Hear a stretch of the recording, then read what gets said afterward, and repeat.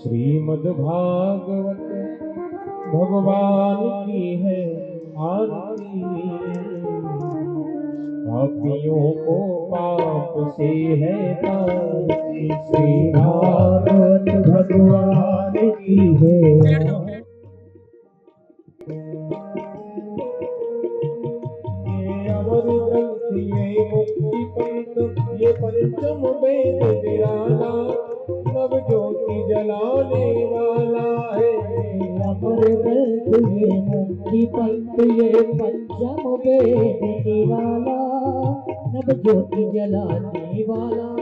ये अमर ग्रंथ, ये मुक्ति पंथ, ये पंचम वेद निराला, नव ज्योति जलाने वाला। ये अमर ग्रंथ, ये मुक्ति पंथ, ये पंचम वेद निराला, नव ज्योति जलाने वाला। हरि नाम यही, हरि नाम यही, हरि नाम यही, हरि नाम यही, हरि नाम यही, हरि नाम यही, हरि नाम यही, हरि नाम यही। जग मंगल की आरती। हरि बोल।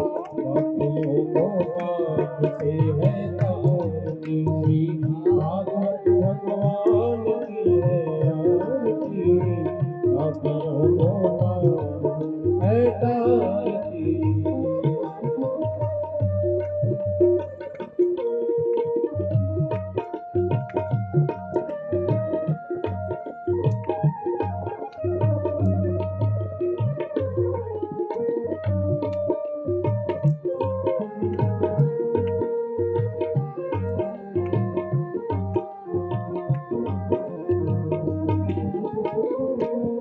ये शांति गीत पावन पुनीत, पापों को मिटाने वाला, हरि दर्श कराने वाला।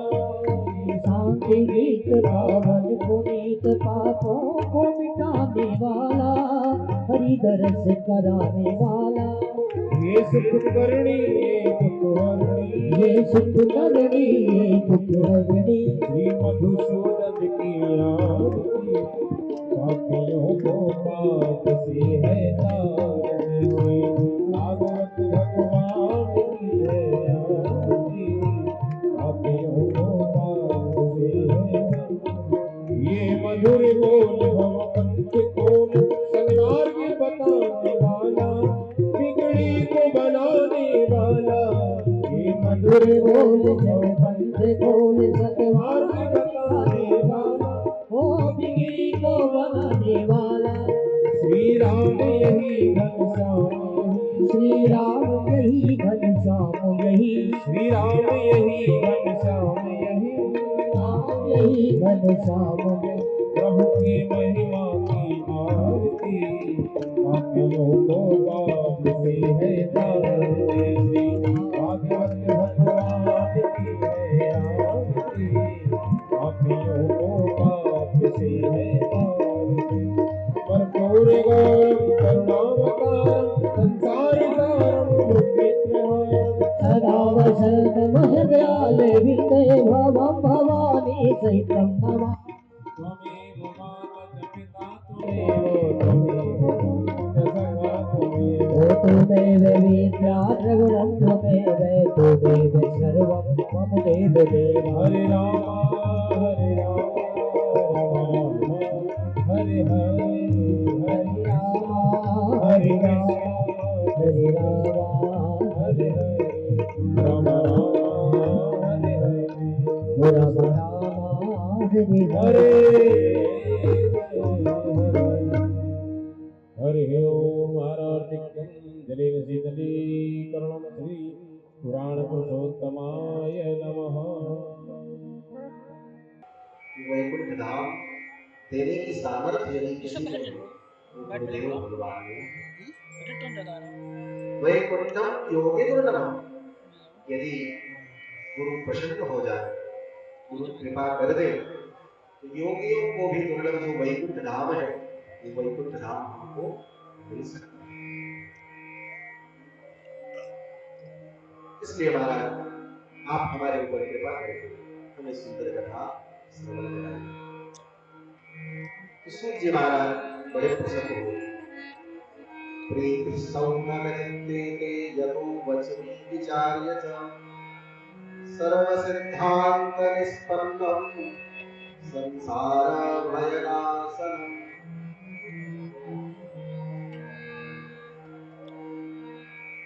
सूत जी महाराज कहते हैं, सौनकादि ऋषियों, मैं तुम्हें भगवान की कथा अवश्य सुनाऊंगा, क्योंकि तुम जितने भी ऋषि हो समय का सदुपयोग कर रहे हो। समय का सदुपयोग का मतलब क्या है? बोले तीर्थराज प्रयाग में आ तो गए, किंतु यहाँ आने के बाद भी मोह माया नहीं जाएगी। घर की चिंता लगी हुई है, घर पर बेटे कैसे होंगे, बहू कैसी होगी, खेत बाड़ी कैसी होगी। अगर ये सब चिंताएं लगी हुई है, बोले तीर्थराज प्रयाग में आने के बाद भी हमारा आना सफल नहीं। आना तो हमारा तभी सफल है जब यहाँ आने के बाद बोले सब कुछ भूल करके केवल परम ब्रह्म परमात्मा का ही हमें स्मरण है। आप देखिए, सौनकादि ऋषियों को जब सुंदर वक्ता की प्राप्ति हुई तो सौनकादि ऋषियों ने अपना समय बर्बाद नहीं किया, तुरंत प्रश्न किया, महाराज कृष्ण प्राप्ति करम सत सत साधन। इधर उधर के आलतू फालतू प्रसंगों को नहीं पूछा, तुम्हारी फैक्ट्री कैसे चलेगी, दुकान कैसे चलेगी, व्यापार कैसे चलेगा, बेटा का ब्याह कैसे होगा, ये सब नहीं पूछा। बोले ये पूछा, कृष्ण प्राप्ति करम सत सत साधन। कृष्ण प्राप्ति का जो सही साधन, जो सही उपाय है, वो बताने की कृपा। सूत जी महाराज कहते हैं, ऋषियों कालम व्यालम तद्रास त्रास निर्नाश गीत। देखो, हमारा ये जो शरीर मिला हुआ है, ये बहुत कम समय के लिए है, इसके समय का कोई भरोसा नहीं, इसलिए इसका सदुपयोग कर लेना चाहिए। हमारा शरीर सुरक्षित कब तक है? बोले जब तक काल रूपी सर्प अपने मुख को बंद नहीं करेगा। कालम व्याल मुख ग्रास, बोले काल रूपी व्याल के हम मुख के ग्रास बने हुए, उसके मुंह में बैठे हैं, और हमारा शरीर सुरक्षित कब तक है? बोले जब तक काल रूपी सर्प अपने मुंह को बंद नहीं करेगा, और जैसे ही उसने अपने मुंह को बंद किया तो हमारी मृत्यु हो जाएगी। कालम व्याल मुख ग्रास त्रास निर्नाश। श्रीमद्भागवतं शास्त्रं कलौ वीरेण भासितम्। किंतु इस काल रूपी व्याल के मुख से अगर बचाने वाला कोई उपाय है, वो उपाय क्या है मालूम? श्रीमद्भागवतं शास्त्र। श्रीमद्भागवत शास्त्र ही काल के मुख से हमें बचा सकता है। कलयुग में इससे बड़ा उपाय और कोई नहीं। कालम व्यालम तद्रास त्रास निर्नाश हेतवे श्रीमद्भागवतं शास्त्रं कलौ वीरेण भासितम्। श्री सुखदेव स्वामी के मुख से निकलने वाली की श्रीमद्भागवत की कथा है, उस कथा के अलावा और कोई साधन नहीं है जो हमें काल को मुख से बचा सके। और जानते हो, ये भागवत जो हम तुम्हें सुनाने जा रहे हैं, ये भागवत ऐसे नहीं मिलता है, अरे गहरे लड्डू गहरे पच कल्याणी को नहीं मिलता, तब किसको मिलता है? कहते हैं जन्मांतरे भवेत् पुण्यम तदा भागवतम लभेत्। जन्म जन्मांतर के जब हमारे पुण्य उदय होते हैं, पुण्य इकट्ठे होते हैं, तब हमें श्रीमद् भागवत की कथा श्रवण करने को मिलती है। भागवत सुनने से कोई पुण्य नहीं होता। बोले भागवत सुनने को तब मिलता है जब हमारे पुण्य पुंज इकट्ठे होते हैं। पुण्यों का पहाड़ जब इकट्ठा होता है तब हमें ये भागवत प्राप्त होती है। और ये भागवत कथा ऐसी महान है एक बार तो देवताओं को भी ये नहीं मिल पाई, देवताओं को भी दुर्लभ हो गई। शौनक आदि ऋषि ने कहा ये कैसे हुआ? तो कहते हैं परीक्षिते कथां वक्तुं सभायां संस्थिते शुके सुधां स्वं गृहीत्वैव देवास्तत्र समागमन्। जब राजर्षि परीक्षित को 7 दिन में मरने का शाप मिला, 7 दिन में मरने का शाप लगा, तो उसी समय श्री सुखदेव स्वामी राजर्षि परीक्षित के मृत्यु को संवारने हेतु वहां पर आए और ये बात देवताओं को भी पता चला। अरे राजर्षि परीक्षित को तो 7 दिन में मरने का शाप लगा हुआ है और श्री सुखदेव स्वामी उनको कथा सुनाने के लिए आए हुए, और ये कथा बड़ी दुर्लभ है। ये कथा हमें स्वर्गलोक में नहीं मिल सकती।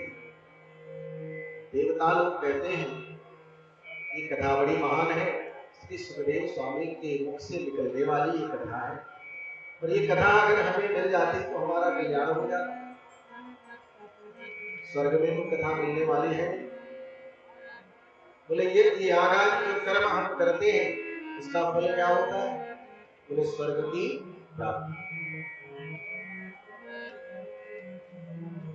यज्ञ का फल स्वर्ग की प्राप्ति, और स्वर्ग में जाकर के व्यक्ति क्या करता है?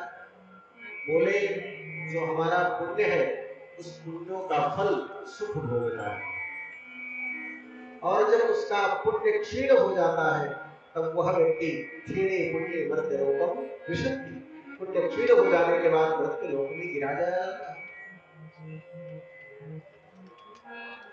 यहां तक कि भगवान कहते हैं अर्जुन आ ब्रह्म भुवनांगों का पुनरावर्तित होगा, यदि कोई ब्रह्मलोक तक भी पहुंच जाए पुण्य कर्म करके,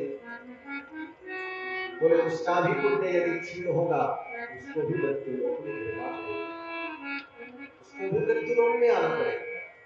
तो कहने का तात्पर्य ये है कि जब हमारे पुण्य इकट्ठे होते हैं तो स्वर्ग की प्राप्ति होती है, और स्वर्ग में जाकर के हम पुण्य अर्जन नहीं कर सकते, उन पुण्यों का फल भोगते हैं, और पुण्य जब क्षीण हो जाते हैं तब हम फिर इस पृथ्वी पर गिराए जाते हैं। देवताओं ने कहा ये कथा तो हमें स्वर्ग में दुर्लभ है, इसलिए अगर ये कथा हमें मिल जाती तो बड़ा अच्छा हो। तो देवता लोग आए और श्री सुखदेव स्वामी के चरणों में प्रणाम किया। सुखम नत्वा वदन सर्वे स्वकार्य कुशलाः सुराः। यहाँ पर कहते हैं कि देवता लोग अपने कार्य में बड़े कुशल हैं, बड़े प्रवीण हैं, मतलब अपने कार्य को सिद्ध करने में स्वार्थपूर्ण है। अपना स्वार्थ कैसे सिद्ध होगा इनसे अच्छा कोई और नहीं जानता। इसीलिए श्री तुलसीदास जी ने कहा सुर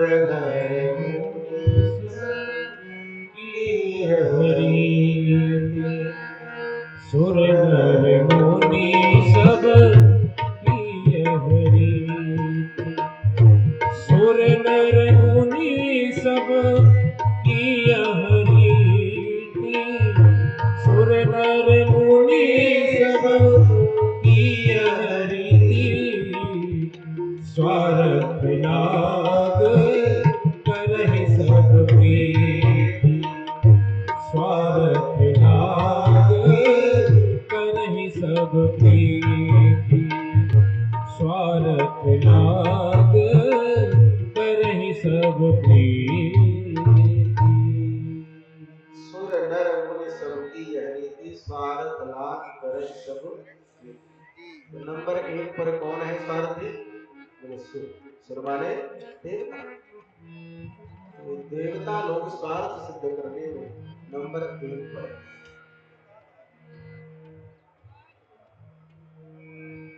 तो देवताओं ने सुखदेव स्वामी को प्रणाम करके कहा सुखदेव जी महाराज हमें ये पता चला है कि आप राजर्षि परीक्षित को भागवत की कथा सुनाने जा रहे हैं, और ये भी पता चला कि राजर्षि परीक्षित को 7 दिन में मरने का शाप लगा हुआ है, 7 दिन में इनकी मृत्यु होगी। इसी के भय से ये आपसे कथा सुनना चाह रहे हैं और आप कथा सुनाने जा रहे हैं। तो एक काम ये करिए, मेरे पास अमृत है जिसको पीने से व्यक्ति अमर हो जाता है, और वो अमृत आप इनको पिला दीजिए और हमें कृपा करके ये कथामृत का पान कर दीजिए। क्व सुधा क्व कथा लोके क्व काचर क्व मणिर्महा ब्रह्मरातो विचार्येव तदा देवासुरासुर। क्व सुधा क्व कथा लोके क्व काचर क्व मणिर्महा, कहाँ कथा और कहाँ सामान्य अमृत, कहाँ कांच और कहाँ मणि, दोनों की बराबरी एक से कैसे हो सकती है। ब्रह्मरातो विचार्येव तदा देवान आसन। श्री सुखदेव स्वामी ने राजर्षि परीक्षित को वो कथा का दान नहीं किया, कथा उनको नहीं सुनाया। अभक्तांस्तांश्चरिज्ञाय न ददौ सकथामृतम् श्रीमद्भागवती वार्ता सुराणाम अपि दुर्लभम्। ऐसी दुर्लभ भागवत की कथा जब देवताओं को श्री सुखदेव स्वामी ने भागवत की कथामृत का दान नहीं किया, तो ब्रह्मा जी ने कहा मैं देखता हूं भागवत से क्या होता है। सुखदेव स्वामी ने राजर्षि परीक्षित को 7 दिन तक कथा सुनाया, और 7 दिन की कथा को सुन करके राजर्षि परीक्षित को मोक्ष की प्राप्ति हो गई, भगवान के धाम को गए। तो ब्रह्मा जी आश्चर्य में पड़ गए, ऐसी क्या विशेषता इसमें है जो भागवत को सुन करके राजर्षि परीक्षित भगवान के धाम को चले। ब्रह्मा जी ने तराजू लेकर के तौलना शुरू किया, बोले एक पलड़े पर दुनिया के समस्त साधनों को रख दिया और दूसरे पलड़े पर केवल श्रीमद् भागवत जी को विराजमान कराया। महाराज भागवत जी का पलड़ा नीचे की ओर हो गया और समस्त साधनों से रखा हुआ जो पलड़ा था वो पलड़ा ऊपर की ओर हो गया। जिस चीज में, जिस वस्तु में वजन होता है वही वस्तु नीचे झुकती है। राज्यो मोक्षम तथा वीक्ष्य पुराधाता विस्मितः सत्यलोके तुलां बद्ध्वा तुलयत् साधनान्यः लघुन्यन्यानि जातानि गौरवेण इदं महत् तदा ऋषिगणाः सर्वे विस्मयं परमं यजो। ब्रह्मा जी कहते हैं, अरे देवताओं, इस भागवत को कोई सामान्य ग्रंथ मत समझो, इस भागवत को हल्के में मत लो, इसमें बड़ा वजन है। बोले मेरे भगवत रूपम शास्त्रम भागवतम कलौ पठनात् श्रवणात् सद्यो वैकुंठ फलदायक। ये भागवत ऐसा महान धर्म ग्रंथ है कि जिसको पढ़ने और सुनने से पठनात् श्रवणात् सद्यो, सद्यो माने तुरंत, वैकुंठ फलदायक, वैकुंठ फल की प्राप्ति होती है। उन्हें वैकुंठ धाम की प्राप्ति होती है।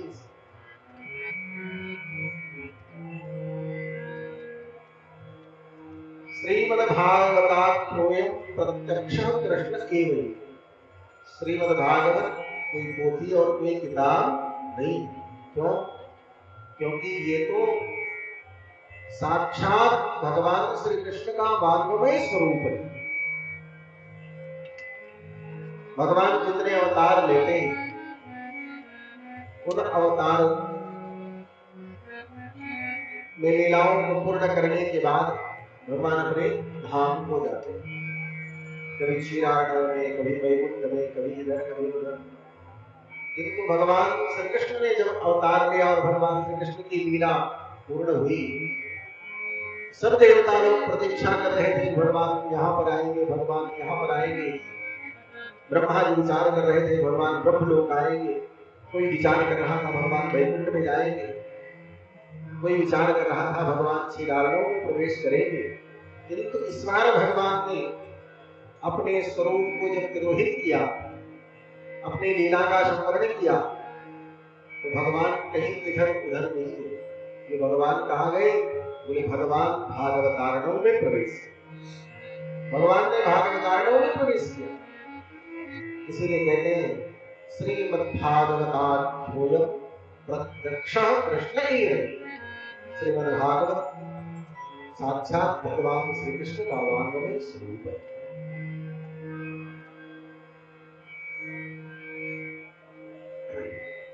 और इस कथा का प्रचार प्रसार नारद जी के द्वारा हुआ।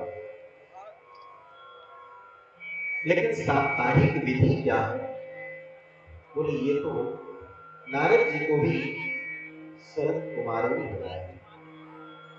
सप्ताहेन सुतं चैतत् सर्वभावविनायकम् सनकाद्यैः पुरा प्रोक्तं नारदाय दयापरैः।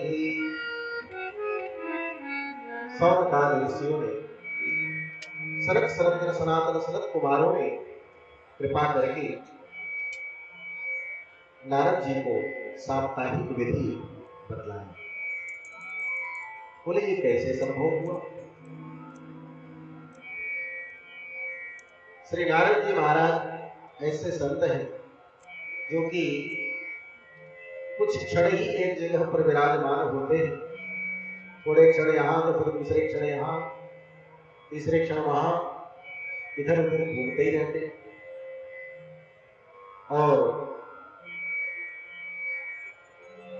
सनत कुमार ऐसे संत हैं जो कि बद्री नाथ धाम को छोड़ करके, विशालापुरी को छोड़ करके कहीं जाते हैं।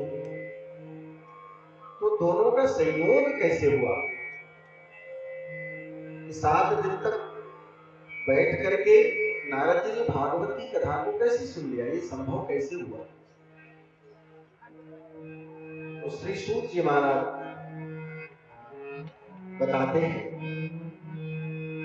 सौनकादि ऋषियों के पूछने पर लोक विग्रह मुक्तस्य नारदस्यास्थिरस्य च वीरिस्त्रमे कुतः प्रीति संयोगः कुत्रतैः सह। संयोग कैसे हुआ? दोनों का मिलना कैसे हुआ? सूत जी महाराज कहते हैं, एकदा हि विशालायां चत्वार ऋषयो मलाः सत्संगार्थं समायाता तदृशुस्तत्र नारदम्। बोले एक समय की बात है, बद्रीनाथ धाम में चारों भाई सनक सनंदन सनातन सनत कुमार सत्संग की इच्छा से आ रहे थे। और आते समय तत्र नारद, सत्संग की इच्छा से आ रहे थे, उसी समय सनत कुमारों ने आते हुए नारद जी को देख लिया। तत्र नारद, नारद जी दिखाई पड़े। और नारद जी को देखने के बाद महाराज सनत कुमारों ने पूछा, कथम ब्रह्मण्डीनमः कुतश्चिन्तातुरो भवान् त्वरितं गम्यते कुत्र कुतश्चागमनं तव। कथम ब्रह्मण्डीनमः? अरे नारद जी महाराज, आपका मुखमंडल दीन मलिन दिखाई पड़ रहा है, ऐसा क्यों? कुतश्चिन्तातुरो भवान्, आपको ऐसी कौन सी चिंता हो गई जिस चिंता के कारण आपका मुखमंडल मलिन हो गया? त्वरितं गम्यते कुत्र कुतश्चागमनं तव, आप जा कहाँ रहे और कहाँ से आ रहे हैं, ये बताने की कृपा करें। तो श्री नारद जी महाराज से सौनक आदि ऋषि सनत कुमार जी पूछते हैं, इदानीं शून्य चित्तोषी गतवत्तो यथा जना तदेव मुक्त संगस्य नो चितम वदकारणम्। आपका जो चित्त है वो इस समय शून्य दिखाई पड़ रहा है। इस प्रकार लग रहा है, बोले गतवत्तो यथा जना, जैसे धन के व्यक्ति का धन क्षीण हो जाए और धन क्षीण हो जाने के बाद उसका चित्त शून्य हो जाता है, उसी प्रकार आपका मुखमंडल दिखाई पड़ रहा है। तवेदम मुक्त संगस्य, आपको मुक्त संग महात्मा है। आपसे तो दुनिया शिक्षा लेती है और आप जैसे महान संत का मुखमंडल मलिन शून्य चित्त ये शोभा नहीं देता, नोचितम, ये उचित नहीं है। और अगर ऐसा है तो उसका कारण क्या है? इस कारण से आपका मुखमंडल मलिन दिखाई पड़ रहा है। तब नारद जी ने हाथ जोड़ करके कहा, अहम तो पृथ्वी यातो ज्ञात्वा सर्वोत्तमामिति पुष्करम च प्रयागम च काशी गोदावरी तथा। महाराज, मैं पृथ्वी को सर्वश्रेष्ठ समझ करके यहाँ पर मैं आया। ज्ञात्वा सर्वोत्तमामिति, सबसे उत्तम समझा मैंने इस पृथ्वी। पुष्करम च प्रयागम च काशी गोदावरी तथा। पुष्कर में गया, प्रयागराज में गया, काशी में गया, गोदावरी में गया, किंतु मुझे कहीं भी शांति नहीं मिली। हरे क्षेत्रम कुरुक्षेत्रम श्रीरंगम सेतुबंधनम एवमादिषु तीर्थेषु ब्रह्माणि तस्ततः। इन सभी तीर्थों में मैं भ्रमण करते हुए यहाँ पर आया हूँ। नामस्य कुत्रचित् सर्वमन संतोषकारकम्, सभी स्थानों पर मैं गया किंतु मुझे कहीं संतोष नहीं मिला, मेरे मन को कहीं शांति नहीं मिली। क्यों नहीं मिली? कहते कलिना धर्म मित्रेण धरेयम बाधिता। मुझे शांति इसलिए नहीं मिली, अधर्म का मित्र जो कलयुग है ना, उसने लोगों की बुद्धि को विकृत कर दिया है, बुद्धि को भ्रष्ट कर दिया, बुद्धि को बिगाड़ दिया। धरेयम बाधिता, सत्यम नास्ति तपः शौचम दया दानं न विद्यते। किसी के अंदर कोई सत्यता नहीं, सत्य का पालन करने वाला कोई नहीं दिखाई पड़ता, न किसी के अंदर तपस्या है, न किसी के अंदर दया है, न किसी के अंदर दान की प्रवृत्ति है। अगर मुझे दिखाई पड़ा तो क्या दिखाई पड़ा? मानो उदरम भरणो जीवा वराका भाषण। बस एक चीज मुझे दिखाई पड़ा, लोग अपने पेट का भरण पोषण करने में दिन रात लगे। कैसे हमारा मकान बन जाए, कैसे सुंदर गाड़ी आ जाए, बेटा बढ़िया हो जाए, बेटा बढ़िया पढ़ने लगे, सुंदर विवाह हो जाए, केवल इसी में उसका दिन रात चिंतन लगा, चिंतन चल रहा। मंदास्मंदमतयो मंदभाग्याधिपत्रुताः पाखंडनिरताः सन्तु विरक्ताः सपरिग्रहाः। कहते हैं कि मैं संतों के यहाँ भी गया, लेकिन वहां पर भी मुझे शांति दिखाई नहीं पड़ी। विरक्तों के यहाँ गया, वहां पर भी मुझे शांति नहीं मिली। तरुणी प्रभुता की श्यालको बुद्धिदायक। और उसके बाद मैं उन गृहस्थों के यहाँ गया जिन गृहस्थों के यहाँ परब्रह्म परमात्मा जन्म लेते हैं, अवतार धारण करते हैं। उन गृहस्थ संतों के यहाँ गए किंतु वहां पर भी जाकर के हमने देखा क्या, करुणी प्रभुता दी, वहां पर मुझे दिखाई ये पड़ा कि अब तो घर में कई बहुओं की चलने लगी। महाराज बड़े बुजुर्ग का आदर सम्मान समाप्त हो गया और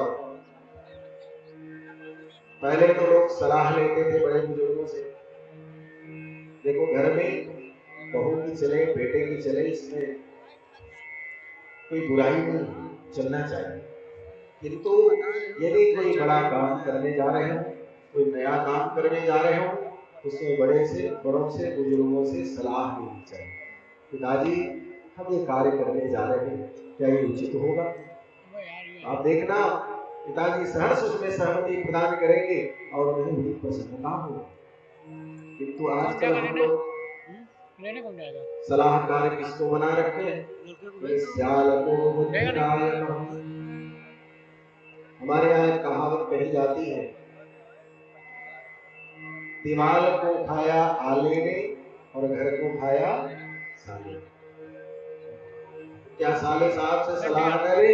बोले नहीं, खूब लीजिए, लेकिन साले सलाह उस लायक हो तो विद्वानों, पढ़े लिखे हो, शास्त्रज्ञ हो, शास्त्र की नीति पर चलने वाले हो, तो आप उनसे सलाह लीजिए, आपका कल्याण।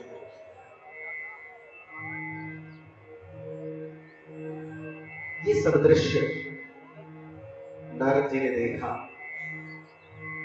एवं पश्यन् कले दोषान् पर्यटन् नवनीमः यामुनं ततमापन्ने यामुनं ततमापन्नो यत्र लीला हरेरभु। सभी जगहों पर कलियुग का मुझे प्रभाव दिखाई पड़ा, कहीं पर मुझे शांति नहीं मिली। तब मैं घूमते हुए भ्रमण करते हुए यमुना के पावन तट पर पहुंचा। यामुनं तटमापन्नो यत्र लीला हरेरभु। बोले जहां पर श्री ठाकुर जी ने अनेकों लीलाएं की थी, भगवान ने जिस बालुका पर भ्रमण किया था, भगवान की क्रीड़ा की थी, उस यमुना के पावन पुलिन पर मैं जब पहुंचा तो वहां पर पहुंचते ही मैंने एक आश्चर्य देखा। वहां पे पहुंचने के बाद मुझे शांति तो मिली, किंतु मुझे एक आश्चर्य दिखाई पड़ा। आश्चर्य क्या दिखाई पड़ा? तत्राश्चर्यं मया दृष्टं श्रूयतान्तन्मुनीश्वराः एकात् तरणे तत्र निशम्नाख्यन्नमानसाः। एक युवान स्त्री उस तट पर बैठी, उसका मन खिन्न था और इधर उधर वो अपनी सहायता के लिए लोगों को पुकार रही थी, बुला रही थी। निशम्नाख्यन्नमानस, और उसके बगल में दो वृद्ध पुरुष भी पड़े थे। वृद्धों तो पद्मों पार्श्वे निष्प्रसन्नता वचेतनम, इस अवस्था में थे, बोले अचेत अवस्था में, मूर्छित पड़े हुए थे। शुश्रूषन्ति प्रबोधन्ति रुदती च तयोः पुरः दशदिक्षुरीक्षन्ति रक्षितारं निजं बहु। अपने बेटों का कल्याण चाहती थी, अपने बेटों की वृद्धावस्था दूर करने के लिए वो दसों दिशाओं में इधर उधर देख रही थी, कोई मेरी सहायता करे। और उसी समय उस रास्ते से मैं निकल रहा था, तब तक उस स्त्री ने मुझे देखा और देख करके बुलाया। दृष्ट्वा दूरात् ततस्तोऽहं कौतुकेन तदन्तिलम् मां दृष्ट्वा चोत्थिता बाला विह्वला चाब्रवीत वचः। उसने बुलाया, भो साधो क्षणं तिष्ठ मच्चिन्तामपि नाशय दर्शनं कमलोन्नस्य सर्वभावहरं पदम्। हे साधु, एक क्षण के लिए रुक जाओ और मेरी चिंता का नाश करो। दर्शनम तमलोकस्य सर्वभावहरं पदम्। आपके दर्शन मात्र से जीव के पाप नष्ट हो जाते हैं। सर्वथा हरम पर अभिमानी पाप, और वो पाप नष्ट हो जाते हैं। तो नारद जी महाराज उस स्त्री के बुलाने पर उसके पास गए और पास में जाकर के उस स्त्री से पूछा, कासित्वं कामिमुञ्चेमानार्यः काः पदमलोचनाः वदते सविस्तारं स्वस्य दुःखस्य कारणम्। देवी तुम कौन हो, और तुम्हारे बगल में जो दो वृद्ध पुरुष पड़े हुए ये कौन है? वदते सविस्तारं, विस्तार पूर्वक बताओ तुम्हारा परिचय क्या है। उस स्त्री ने उत्तर दिया, अपना परिचय देती है वो स्त्री कौन है। कहती है, अहम भक्तिर्ख्याता इमौ मे तनयौ मतौ ज्ञानवैराग्यनामानौ कालयोगेन जर्जरौ। अहम भक्तिर्ख्याता, महाराज मेरा नाम भक्ति है, और मेरे बगल में जो दो वृद्ध पुरुष पड़े हुए हैं ये दोनों मेरे बेटे, एक का नाम ज्ञान है और दूसरे का नाम वैराग्य। एक का नाम ज्ञान और दूसरे का नाम वैराग्य। महाराज काल के योग से, कलयुग के संयोग के कारण दोनों जर्जर हो गए, दोनों वृद्ध हो गए। इसीलिए गंगा इत्यादि नदियां हमारी सेवा के लिए यहाँ पर उपस्थित है, फिर भी इनकी वृद्धावस्था दूर नहीं हो रही।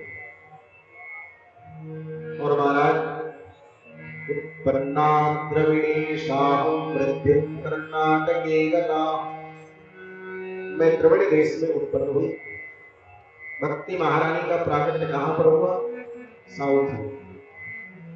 दक्षिण में भक्ति महारानी प्रकट होती है, वहां पर उनका जन्म होता है। लेकिन जन्म भले ही भक्ति महारानी का दक्षिण में हुआ, किंतु आई कहां पर? बोले उत्तर भारत, जहां पर श्री ठाकुर जी लीला करते हैं वहां पर भक्ति महारानी को आना। जहां पर भगवान रहते हैं वहीं पर भक्ति महारानी, इसलिए भक्ति महारानी को उत्तर भारत में ही आना पड़ा। तो परिचय देते हुए कहती है कि मैं द्रविड़ देश में उत्पन्न हुई और वृद्धिं कर्णाटके गता, कर्नाटक में मैं वृद्धि को प्राप्त हुई। वचन वचन महाराष्ट्रे गुर्जरे जीर्णतां गता, महाराष्ट्र में मेरा थोड़ा थोड़ा प्रचार प्रसार है, इसलिए महाराष्ट्र में भी भक्ति दिखाई पड़ती है। वचन वचन महाराष्ट्रे गुर्जरे जीर्णतां गता, किंतु मैं जब गुजरात में पहुंची तो वहां पर जाकर के मैं वृद्ध हो गई, वहां पर जाकर के मैं बूढ़ी हो गई। वृद्धिं कर्णाटके गता, गुर्जरे जीर्णतां गता, गुजरात में जाकर के मैं जीर्ण शीर्ण हो गई।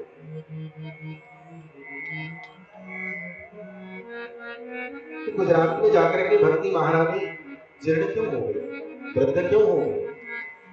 बोले जिस समय भक्ति महारानी गुजरात में गई उस समय गुजरात की भूमि पाखंड बहुत था, लेकिन महाराज आज के समय में तो गुजरात की भूमि में भगवान श्री कृष्ण की भक्ति कूट कूट करके भरी हुई, ये कैसे संभव हुआ? बोले इसका उत्तर भक्तमाल ग्रंथ में मिलता है। श्री नरसिंह भगत जी महाराज हुए जिन्होंने गुजरात की भूमि को पावन किया है, पवित्र किया। श्री अग्रनाथ जी महाराज भक्तमाल में कहते हैं, जगत विदित नरसिंह भगत गुज्जर घर पावन करी, महास्मारत लोग भक्ति लवलेस न जान। जगत विदित नरसिंह भगत गुज्जर घर पावन करी, जगत विदित नरसिंह भगत गुज्जर धर पावन करी महास्मारत लोग भक्ति लवलेस जाने माला मुद्रा दे दासु की निंदा ठाने ऐसो मूल उत्पन्न भयो भागवत शिरोमणि दूसरते सर कियो खंड दोषई कोयो जिमी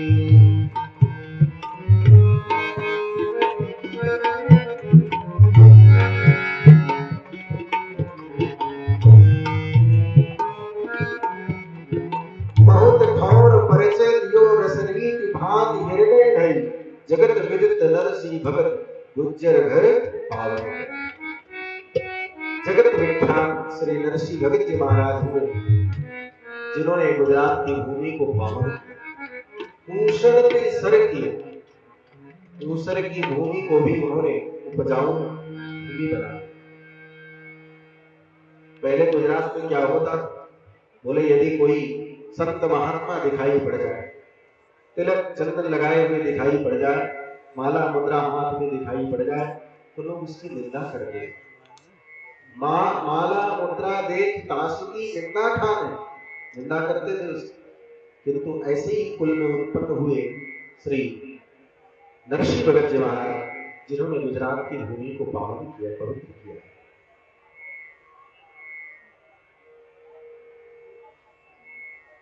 तब से गुजरात की भूमि में भी भगवान श्री कृष्ण की भक्ति लोगों के अंदर विद्यमान हो गई और उसके बाद भक्ति महारानी करती है। वृंदावन पुनः प्राप्य नवीनेव शोभिनी जाताहं युवते सम्यक् श्रेष्ठ रूपा तु साम्प्रतम्। महाराज, मैं वृंदावन में जब आई तो यहाँ पर आकर के मैं नवीन हो गई, तरुण हो गई। वृंदावन पुनः प्राप्य नवीनेव स्वरूपिणी, मेरा स्वरूप सुंदर हो गया, पुनः उसी स्वरूप को प्राप्त हुई। लेकिन जाता हम युवती सम्यक प्रेष्ठ रूपानु सांप्रतम, मैं तो तरुण हो गई, किंतु मेरे पुत्र जो ज्ञान और वैराग्य है, इनकी वृद्धावस्था दूर नहीं हुई। इसलिए मैं अब सोचती हूँ इस स्थान को भी छोड़ करके विदेश चले जाऊं, क्योंकि मुझे अब ये अच्छा नहीं लग रहा है। इदम स्थानम प्रत्यज्य विदेशम गम्यते मया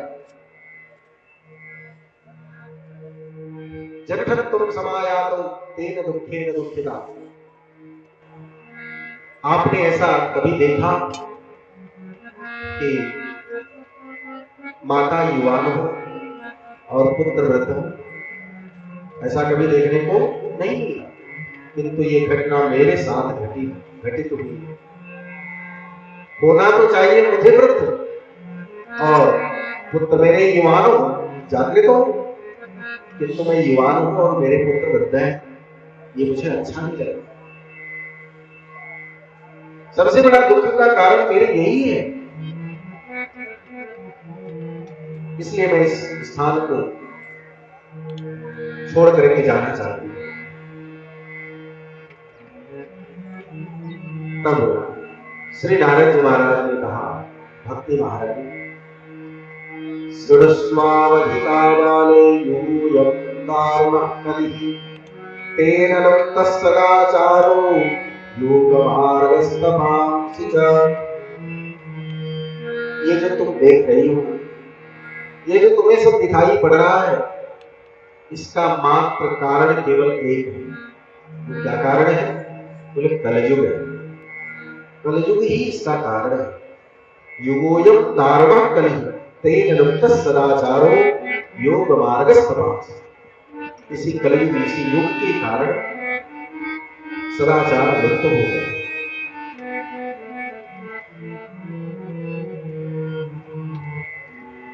लेकिन अस्पृश्यानवलोक्येयं शेष भार करी धरा वर्षे वर्षे क्रमात् जाता मंगलम नापि दृश्यते। इस योग के कारण पृथ्वी भी इस भार को सहन कर रही है। वर्षे वर्षे क्रमात् जाता मंगलम नापि दृश्यते। जैसे वर्ष वर्ष बीतता जाएगा वैसे वैसे ही मांगलिक कार्यक्रम बंद हो जाएंगे। केवल नाम मात्र के कार्य दिखाई पड़ेंगे और उसका कोई मतलब नहीं होगा।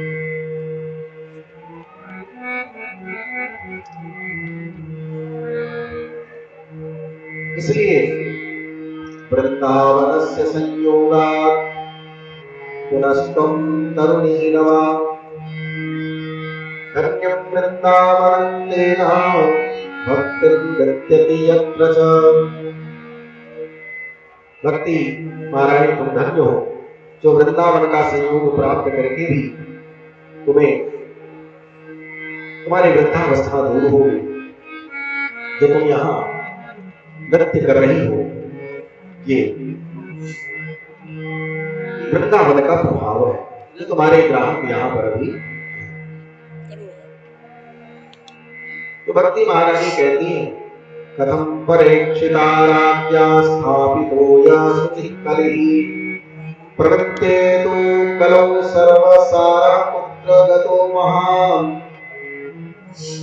महाराज जब इतने दुर्गुण कलयुग में है तो राजा परीक्षित ने दिग्विजय के समय इसको मृत्यु दंड क्यों नहीं दे दिया, मार क्यों नहीं डाला, इसको जीवित क्यों छोड़ दिया? इसको तो मार देना चाहिए, छोड़ा क्यों? तो नारद जी महाराज कहते हैं यदा मुकुंदो भगवान क्षमां त्यक्त्वा स्वपदं गतः तद्दिनात् कलिरायातः सर्वसाधन बाधकः। भक्ति महारानी तुम ठीक कह रही हो, किंतु जिस दिन श्री ठाकुर जी ने अपनी लीला का संवर्णन करके भागवतारणों में प्रवेश किया, अपने धाम को गए, तब दिनात कलिराया, उसी दिन ये कलयुग आया और उसी समय दिग्विजय के लिए राजर्षि परीक्षित निकले हुए थे। और दिग्विजय के समय राजा परीक्षित कलयुग को मारने भी जा रहे थे, मृत्यु दंड देने जा रहे थे, किंतु वो कलयुग ने राजा परीक्षित की शरण को ग्रहण किया, राजा परीक्षित की शरण ग्रहण की, उनके चरणों में गिर पड़ा। दृष्टो दिग्विजयी राजा दीनवच्छरणं गतं न मया मरणीयोऽयं सारंगा इव सारभुक्। दिग्विजय के समय जब राजर्षि परीक्षित के चरणों में कलयुग ने साष्टांग प्रणाम किया तो राजर्षि परीक्षित ने कहा तुम कौन हो? बोला मैं कलयुग। तो राजा परीक्षित ने कहा मेरे राज्य में तुम नहीं रह सकते, मेरे राज्य में तुम्हारा प्रभाव नहीं होगा क्योंकि तुम्हें बड़े दुर्गुण हैं। कलयुग ने कहा महाराज मैं मानता हूं मेरे अंदर बड़े दुर्गुण हैं, किंतु मैं जाऊंगा। मेरे अंदर दुर्गुण तो है किंतु एक मेरे अंदर गुण भी है और आप सारग्राही हैं, तो मेरे अंदर जो गुण है उस गुण को भी तो ग्रहण करिए, उस गुण को भी तो देखिए। बोले क्या तुम्हारे अंदर गुण है? बोले यत् फलं नास्ति तपसा न योगेन समाधिना तत्फलं लभते सम्यक् कलौ केशव कीर्तनात्। यत् फलं नास्ति तपसा, राजर्षि परीक्षित ने देखा कि इसके अंदर गुण क्या है,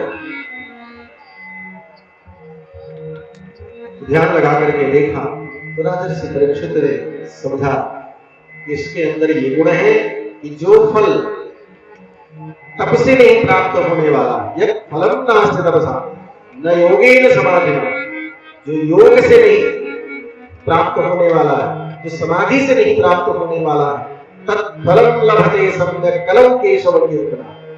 कलयुग में वही फल केवल श्री हरि का कीर्तन करने मात्र से फल प्राप्त हो जाए।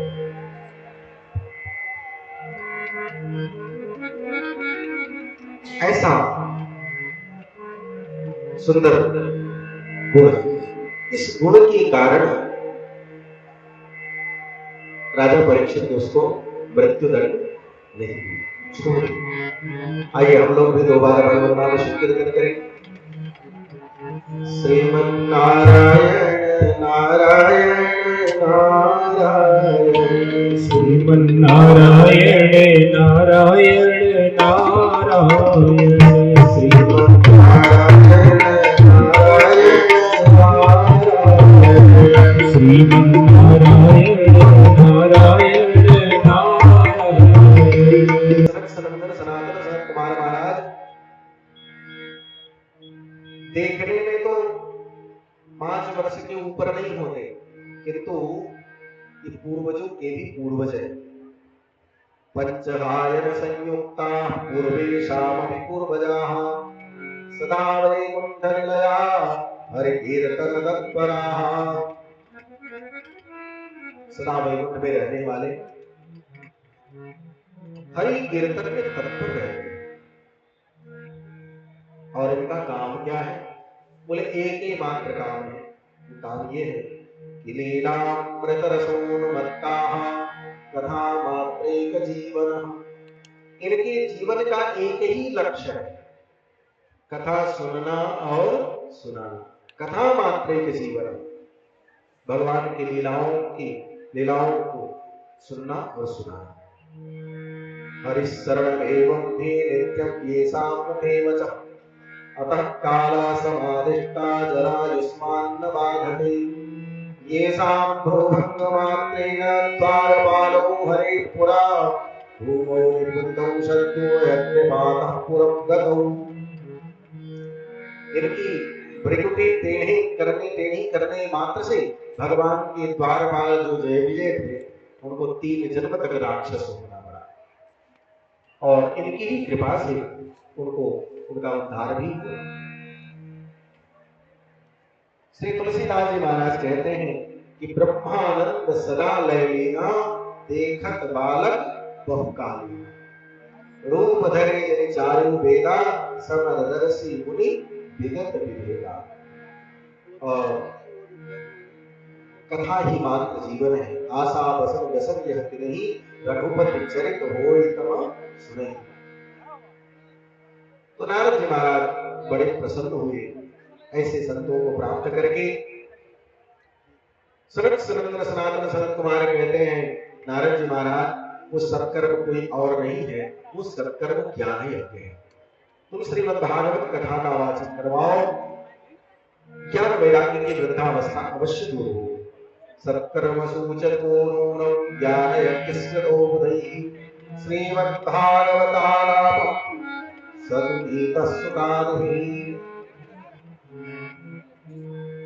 श्रीमद्भागवत कथा का वाचन करो। तो नारद जी ने कहा, महाराज हमने बहुत उपाय किया। क्या उपाय किया?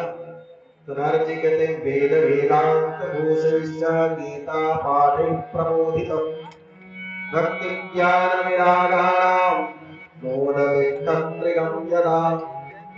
मैंने वेद का पाठ किया, वेदांत का पाठ किया, गीता का पाठ किया, और इतना सब कुछ करने से भी जब ज्ञान वैराग्य की वृद्धावस्था दूर नहीं हुई, तो ये भागवत से क्या होगा? तो सनत कुमारों ने कहा, नारद जी घी से पूरी बनती है, और वो घी निकलता कहां से? बोले दूध से। तो क्या दूध से तुम पूरी बना सकते हो? बोले नहीं। बोले इसी प्रकार भागवत की सत्ता है। वेदोपनिषदां सारात् जाता भागवती कथा अत्युत्तमा ततो भाति प्रत्यग्भूता फलाकृति। वेद वेदांत और उपनिषदों का जो सार तत्व है, वो सार तत्व श्रीमद् भागवत है। अमूलाग्रं रसस्तिष्ठं नास्ते न स्वाद्यते यथा स भूय सम्पृथग्भूतः फले विश्वमनोहरः यथा दुग्धे स्थितं सर्पं स्वादायोपकल्पते पृथग्भूतं हि तदगव्यं देवानां रसवर्धनम्। दूध से ही घृत प्रकट होता है, किंतु दूध से पूरी नहीं बनाई जा सकती, दूध से दीपक नहीं जलाया जा सकता। उस दूध को बढ़िया गर्म किया जाए और फिर उसके बाद दही मिलोई जाए और उस दही में से मक्खन को निकाला जाए और उस मक्खन को अग्नि पर तपित किया जाए और उसमें से जो घी बनता है उस घृत से पूरी बन सकती है, उस घृत से दीपक प्रज्वलित हो सकता है, उस घृत से भगवान का स्नान हो सकता है, तो वो घृत काम में आता है। तो जो दूध का काम है वो घी नहीं कर सकता और जो घी का काम है वो दूध नहीं कर सकता। खाली तो बढ़िया घी खाते जाओ तो कोलेस्ट्रॉल बढ़ जाएगा, खाली घी खाते जाओ तो कोलेस्ट्रॉल बढ़ जाएगा, और बढ़िया दूध पियो भले ही उसमें घी है लेकिन कुछ नहीं होगा। तो जो कार्य घी का है वो घी ही कर सकता है और जो कार्य दूध का है वो दूध ही कर सकता है, जो कार्य दही का है वो दही ही कर सकता है। कैल्शियम की कमी हो जाए बोले उसको पूर्ण करने के लिए दही सर्वोपरि, दही खाओ। इसी प्रकार कहने का तात्पर्य कि भागवत जो है वेद वेदांत का फल जरूर है, लेकिन इसका मतलब ये नहीं कि भागवत फल को प्राप्त करने के बाद वेद की महिमा चली जाए। बोले वेद की महिमा अपनी जगह पर ही है, वेद की सत्ता अपनी जगह पर है, वेद का जो कार्य है अपनी जगह पर। वेद क्या है बोले वेद वृक्ष है, और वेद वृक्ष जब हम बचा करके रखेंगे तो उससे समय पर हमको छाया प्राप्त होगी और फिर समय आने पर एक नहीं अनेकों फल प्राप्त होंगे, उस वृक्ष से अनेकों फल प्राप्त होंगे। इसलिए वेद को हमें बचाना चाहिए। और कहते हैं कि इदं भागवतं नाम पुराणं ब्रह्म संहितं भक्ति ज्ञान वैरागानां स्थापनाय प्रकाशितम्। भक्ति ज्ञान वैराग्य के मन के कष्ट की निवृत्ति करने की सामर्थ्य यदि किसी में है तो भागवत में ही है। श्री नारद जी महाराज कहते हैं, श्री कुमार जी महाराज भाग्योदयेन बहुजन्मस्मृतितेन सत्संगं जलवते पुरुषो यदा वै अज्ञान हेतु कृतमोहमदान्धकारनाशं विधाय हि तदोदयते विवेकः। मेरे जन्म जन्मांतरों के भाग्योदय उदय हुए हैं, भाग्योदय हुआ है, इसलिए आपका मुझे दर्शन हुआ। तो अब आप कृपा करके ये बताइए कि ये कथा कहां पर करें। सनत कुमार ने कहा ये कथा करो गंगा के पावन तट पर। बोले आनंद नामक जो तट है उस तट पर करो। गंगा द्वार समीपे तु तटम आनंद नामक। ये गंगा द्वार क्या है बोले हरिद्वार ही गंगा का द्वार है। हरिद्वार में बड़ा झगड़ा है। भगवान नारायण के जो भक्त हैं वो कहते हैं ये भगवान हरि का द्वार है, और जो भगवान शिव के भक्त हैं वो कहते हैं भगवान हर शिव का द्वार है। तो मानो वेद व्यास जी ने झगड़ा ही समाप्त कर दिया, सनत कुमारों ने झगड़ा ही समाप्त कर दिया। कहते हैं ये गंगा द्वार समीपे तटम आनंद नाम, ये गंगा के द्वार पर ये भागवत की कथा की जाए। आनंद नामक जो तट है नाना ऋषि गणैर्जुष्टम देव सिद्धारि सेवितम। अब जब ये निर्धारित हो गया कि गंगा के पावन तट पर भागवत की कथा की जाए, तब तो पूरे लोकों में हाहाकार हो गया। लेकिन नारद जी के मन में एक शंका हो गई। शंका क्या हुई? सनत कुमारों से कहते हैं, सनत कुमार जी महाराज आप हमें जो कथा सुनाने जा रहे हैं वो कथा हरिद्वार में सुनाएंगे गंगा के पावन तट पर, और जो श्रोता है ज्ञान वैराग्य और भक्ति ये तो तीनों वृंदावन में और वो भी जर्जर अवस्था में पड़े हुए हैं, वो यहाँ तक आएंगे कैसे?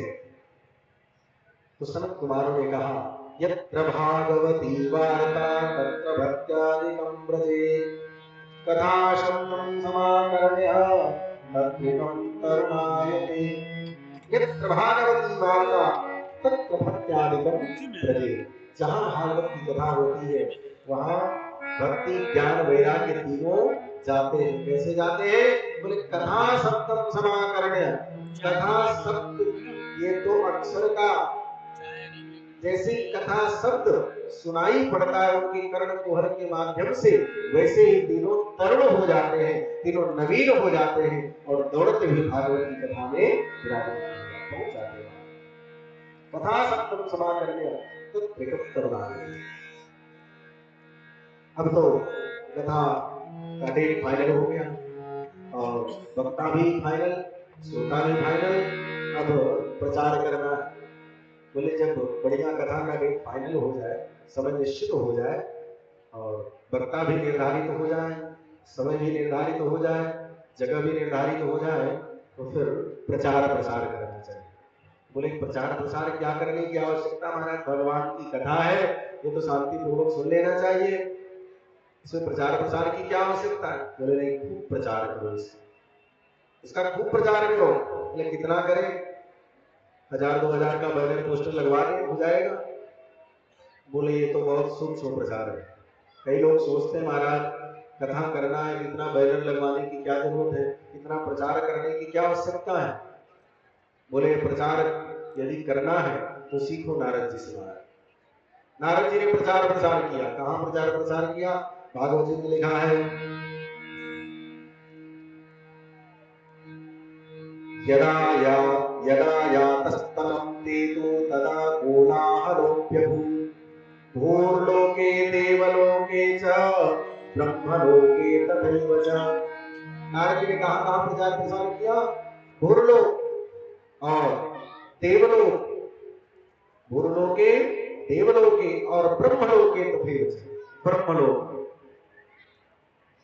अतल वितल सुतल तलातल रसातल महातल पाताल और भूमि के लोग और ऊपर के लोग, भूरलोक भूरलोक स्वर्लोक महतलोक जनलोक तपोलोक सत्यलोक तक प्रचार प्रसार। बोले यहाँ पर तो 3 ही जगह का नाम है। बोले आदि रंतेन संहिता जो सूत्र है उसको जानने वाले पूरा आदि और मध्य का, उसके बीच में जितने भी वर्ण आते हैं वो सब आ जाते हैं। उसी प्रकार बोले भूरलोक देवलोक और ब्रह्मलोक का ज्ञान करा देने मात्र से बोले 7 नीचे के और 7 ऊपर के सभी लोगों का ज्ञान हो जाता है। तो सब जगह प्रचार प्रसार किया। श्रीमद्भागवत पीयूषमानाय रसलंबनाः। अब तो महाराज जैसे ही लोगों को समाचार मिला कि भागवत की कथा हो रही है, कहने वाले सनक सनंदन सनातन सनत कुमार जी हैं, सुनने वाले नारद जी हैं, इतना आनंद आएगा। लोग दौड़े महाराज कथा के लिए। ऐसे दौड़े, श्रीमद्भागवत पीयूषमानाय रसलंबनाः। रस के जो रसिक है, कथा सुनने के जो रसज्ञ है, जो परम वैष्णव है, वो दौड़ते हुए आए। धावन्तोऽप्यायुः सर्वे, दौड़ते हुए तो सभी लोग आए, लेकिन उन दौड़ने में भी नंबर 1 पर कौन है? प्रथमम किए च वैष्णवा, जो वैष्णव है वो लोग सबसे आगे दौड़ते गए। क्यों? क्योंकि कथा होने जा रही है, ऐसी कथा फिर मिलेगी नहीं। एक अक्षर छूट न जाए, एक अक्षर सुनने को न मिले। और जो वैष्णव लोग जो होते हैं वो कथा सुनने के बड़े रसिक होते हैं, इसलिए वो सोचते हैं पहले आगे आकर के बैठ जाए ताकि वक्ता की आंखों से आंख मिले, निगाहें मिले और निगाहें मिला करके बढ़िया सुंदर कथा सुनने को मिले। ये तो परम सौभाग्य है। इसलिए जो आगे बैठने वाले श्रोता हैं वो तेज गति से दौड़ते हुए आ रहे हैं, आगे दौड़ते हुए बैठे। और कई प्रकार के श्रोता आ रहे हैं। कुछ श्रोता ऐसे हैं जो बीच में बैठना चाहते हैं, कुछ श्रोता बहुत पीछे बैठना चाहते हैं। और किस प्रकार के श्रोता हैं? बोले रोने वाले श्रोता हैं। कई प्रकार के श्रोता हैं।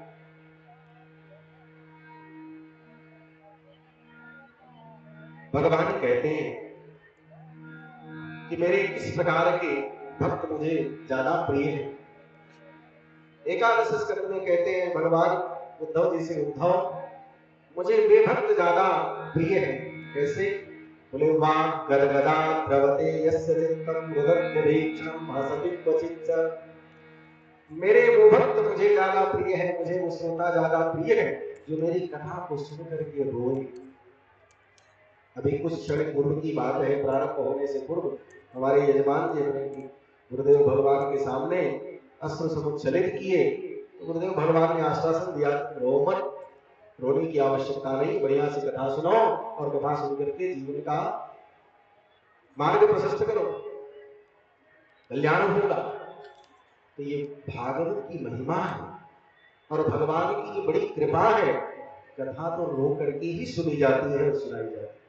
वाक् गदगदा द्रवते यस्य चित्तम, चित्त पिघल जाए महाराज, कथा कहने वाले और सुनने वालों का दोनों का चित्त पिघल जाए, बहने लग जाए। वाक् गदगदा द्रवते यस्य चित्तम, वाणी गदगद हो जाए, रुदत्यभीक्षणं, और हमेशा रोता रहे, सुनता रहे, विलखता रहे, और हंसति क्वचित से। कभी एकाध बार प्रसंगात्मक प्रसंग आए, हास्यात्मक प्रसंग आए तो हंस भी ले, लेकिन हंसति क्वचित से, किसी स्थान पर हंस ले, लेकिन रोने का तो वाक् गदगदा द्रवते यस्य चित्तं रुदत्यभीक्षणं हसति क्वचित् च विलज्य उदगायत नृत्यते च मदभक्ति युक्तं भुवनं पुनाति। और विलज्य उदगायत नृत्यते, बोले अपनी लज्जा को छोड़ करके गायन करने लग जाए, भगवान की कीर्तन को गाने लग जाए और नृत्य करने लग जाए। ऐसे जो मेरे भक्त हैं वो तीनों लोगों को पावन करते हैं, तीनों लोगों को पवित्र करते हैं। इस प्रकार के जो भक्त हैं वो मुझे ज्यादा प्रिय है। तो दौड़े सब लोग, प्रथमम ये च वैष्णवा। अच्छा महाराज, दौड़ते हुए आ रहे हैं तो बड़े यंग होंगे इसलिए दौड़ते हुए आ रहे हैं, बूढ़े लोग तो दौड़ नहीं सकते इसलिए कैसे दौड़ेंगे। बोले कितने बूढ़े हैं और कितने यंग हैं ये नाम लेने मात्र से ही पता लग जाता है। बोले भृगु वशिष्ठ च्यवन गौतमो, भृगु वशिष्ठ च्यवन गौतम मेधातिथि देवल देवल देवरातौ रामस्तथानादि सुतश्च साकलो मृगण्डो पुत्रात्रिज पिप्पलादाः। गौतम, मेधातिथि, देवल देवरात, परशुराम, विश्वामित्र, शाकल, मार्कंडेय, दत्तात्रेय, पिप्पलाद, योगेश्वर, व्यास, पराशर और छायासुत, जाजरी, जन्नू, ये सभी लोग आए और अकेले नहीं आए, बोले अपने शिष्यों के साथ और पुत्रों के साथ आए। जो गृहस्थ थे वो तो अपने अपने पुत्रों को और पत्नियों को लेकर के आए और जो विरक्त थे वो अपने शिष्य परिकरों के साथ में कथा सुनने के लिए आए। और कौन आया? वेदांतानि च वेदाश्च मंत्रास् तंत्रास् समूढतयः। चारों वेद कथा सुनने के लिए आए। वेदांतानि च वेदाश्च, और वेदांत भी आए।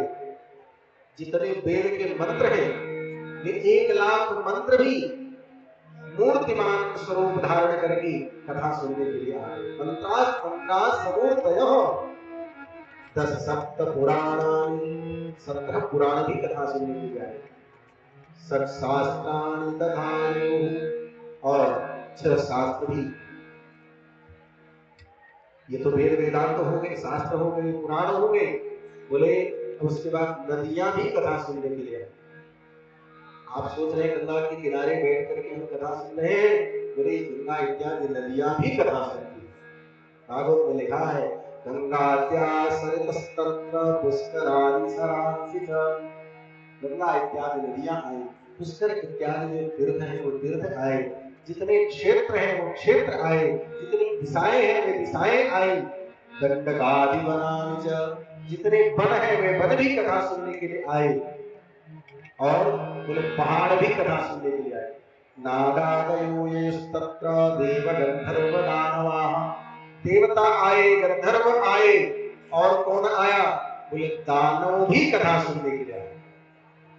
देव गंधर्व दानवाः, दानव भी कथा सुनने के लिए आए। अब विचार करिए, जो लोग कथा सुनने के लिए आए हैं और जो नहीं आ पाए हैं वो कौन है? बोले दानव से भी गए गुजरे हैं, देव गंधर्व दानवाः और गुरुद्वार तत्नायाकान् भृगु संबोध्य चानयन्। और जो अपनी गुरुता के कारण अभिमान के कारण नहीं आ रहे थे उनको भृगु मुनि ने डांट फटकार लगाई, चलो सब लोग कथा सुनो, ऐसी कथा फिर मिलने वाली नहीं है। इसलिए सब लोग आए और कैसे आ रहे हैं? बोले जय शब्दो नमः शब्दः शंख शब्दस्तथैव च चूर्णराजा प्रसूनानां निक्षेपस्व महानभूत्। जय हो ऐसे शब्द करते हुए सब लोग आ रहे हैं। धान का लावा, हरिद्रा इत्यादि एक दूसरे के ऊपर सिंचन करते हुए भगवान की कथा में आ रहे हैं।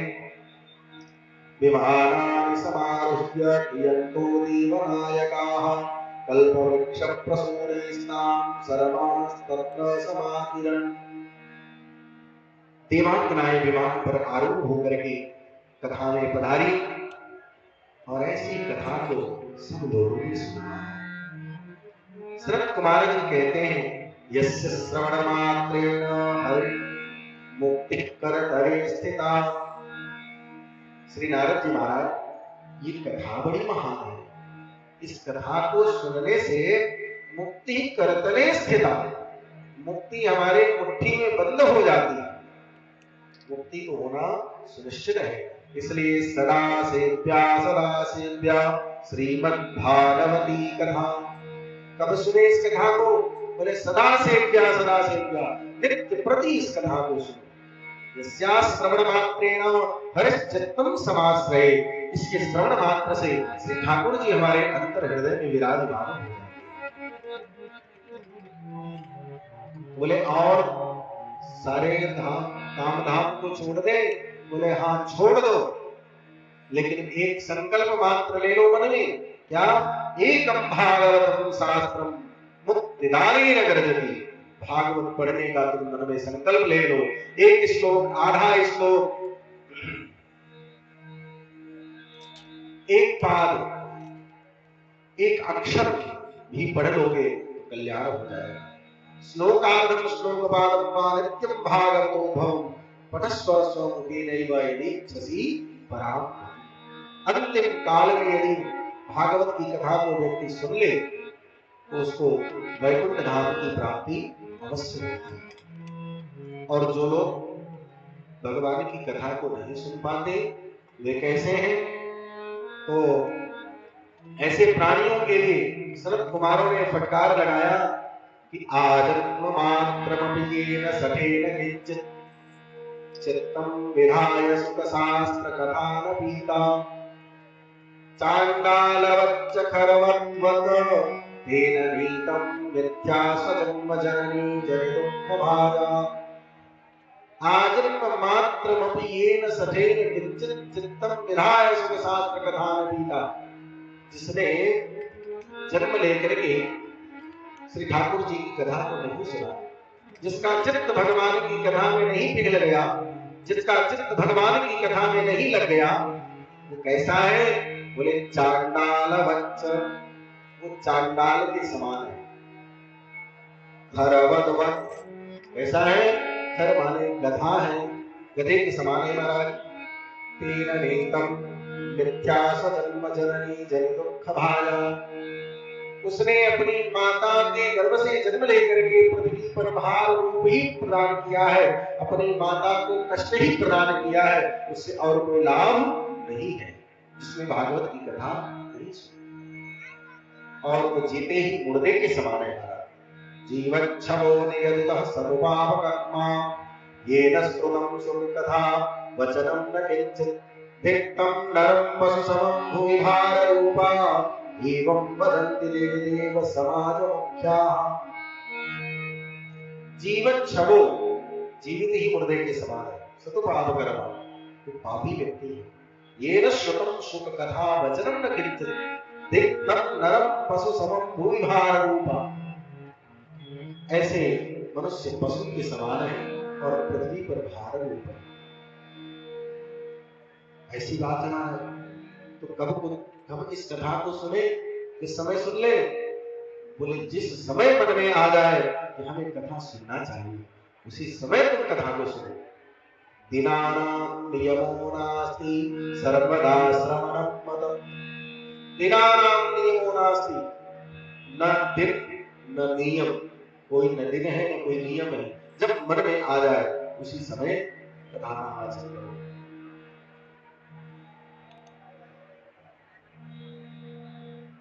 और कहते हैं कि जिस समय भगवान अपने धाम को जाने वाले थे, उस समय एकादश स्कंद में श्री ठाकुर जी उद्धव जी को उपदेश करते हुए कहते हैं कि देखो, मैं इस बार कहीं और नहीं जाने वाला हूं। इस बार मैं अपने स्वरूप को भागवतारणों में ही तिरोहित करने वाला हूं। स्वकीयं यद भवेत् तेजस् तच्च भागवतो दधात् तिरोधाय प्रविष्टोऽयं श्रीमद्भागवतारणम्। तेनेयं वाङ्मयी मूर्ति प्रत्यक्षावर्ते हरे सेवनात् श्रवणात् पाठात् दर्शनात् पापनाशिनी। इसके पठन से, इसके श्रवण से हमारे पाप का नाश हो जाएगा। श्री सूत जी महाराज कहते हैं, ये कथा सनत कुमार जी नारद जी को सुना रहे थे और उसी समय भक्ति महारानी प्रकट हुई।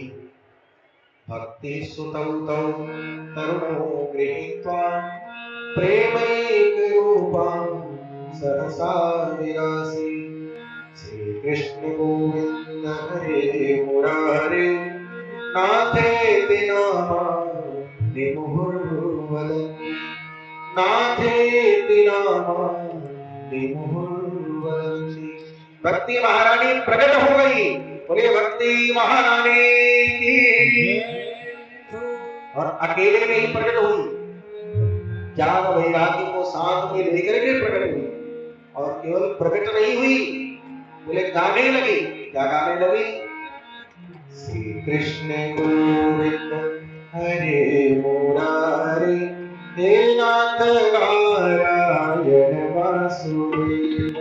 श्री कृष्ण गोविंद हरे मुरारे हे नाथ नारायण वासुदेव। श्री कृष्ण गोविंद हरे मुरारे हे नाथ नारायण वासुदेव। श्री कृष्ण गोविंद हरे मुरारे हे नाथ नारायण वासुदेवा। हे नाथ नारायण वासुदेव। हे नाथ नारायण वासुदेव। हे नाथ नारायण वासुदेवा। हे नाथ नारायण वासुदेवा। हे नाथ नारायण वासुदेव। हे नाथ नारायण वासुदेव। हे नाथ नारायण वासुदेवा। हे नाथ नारायण वासुदेवा।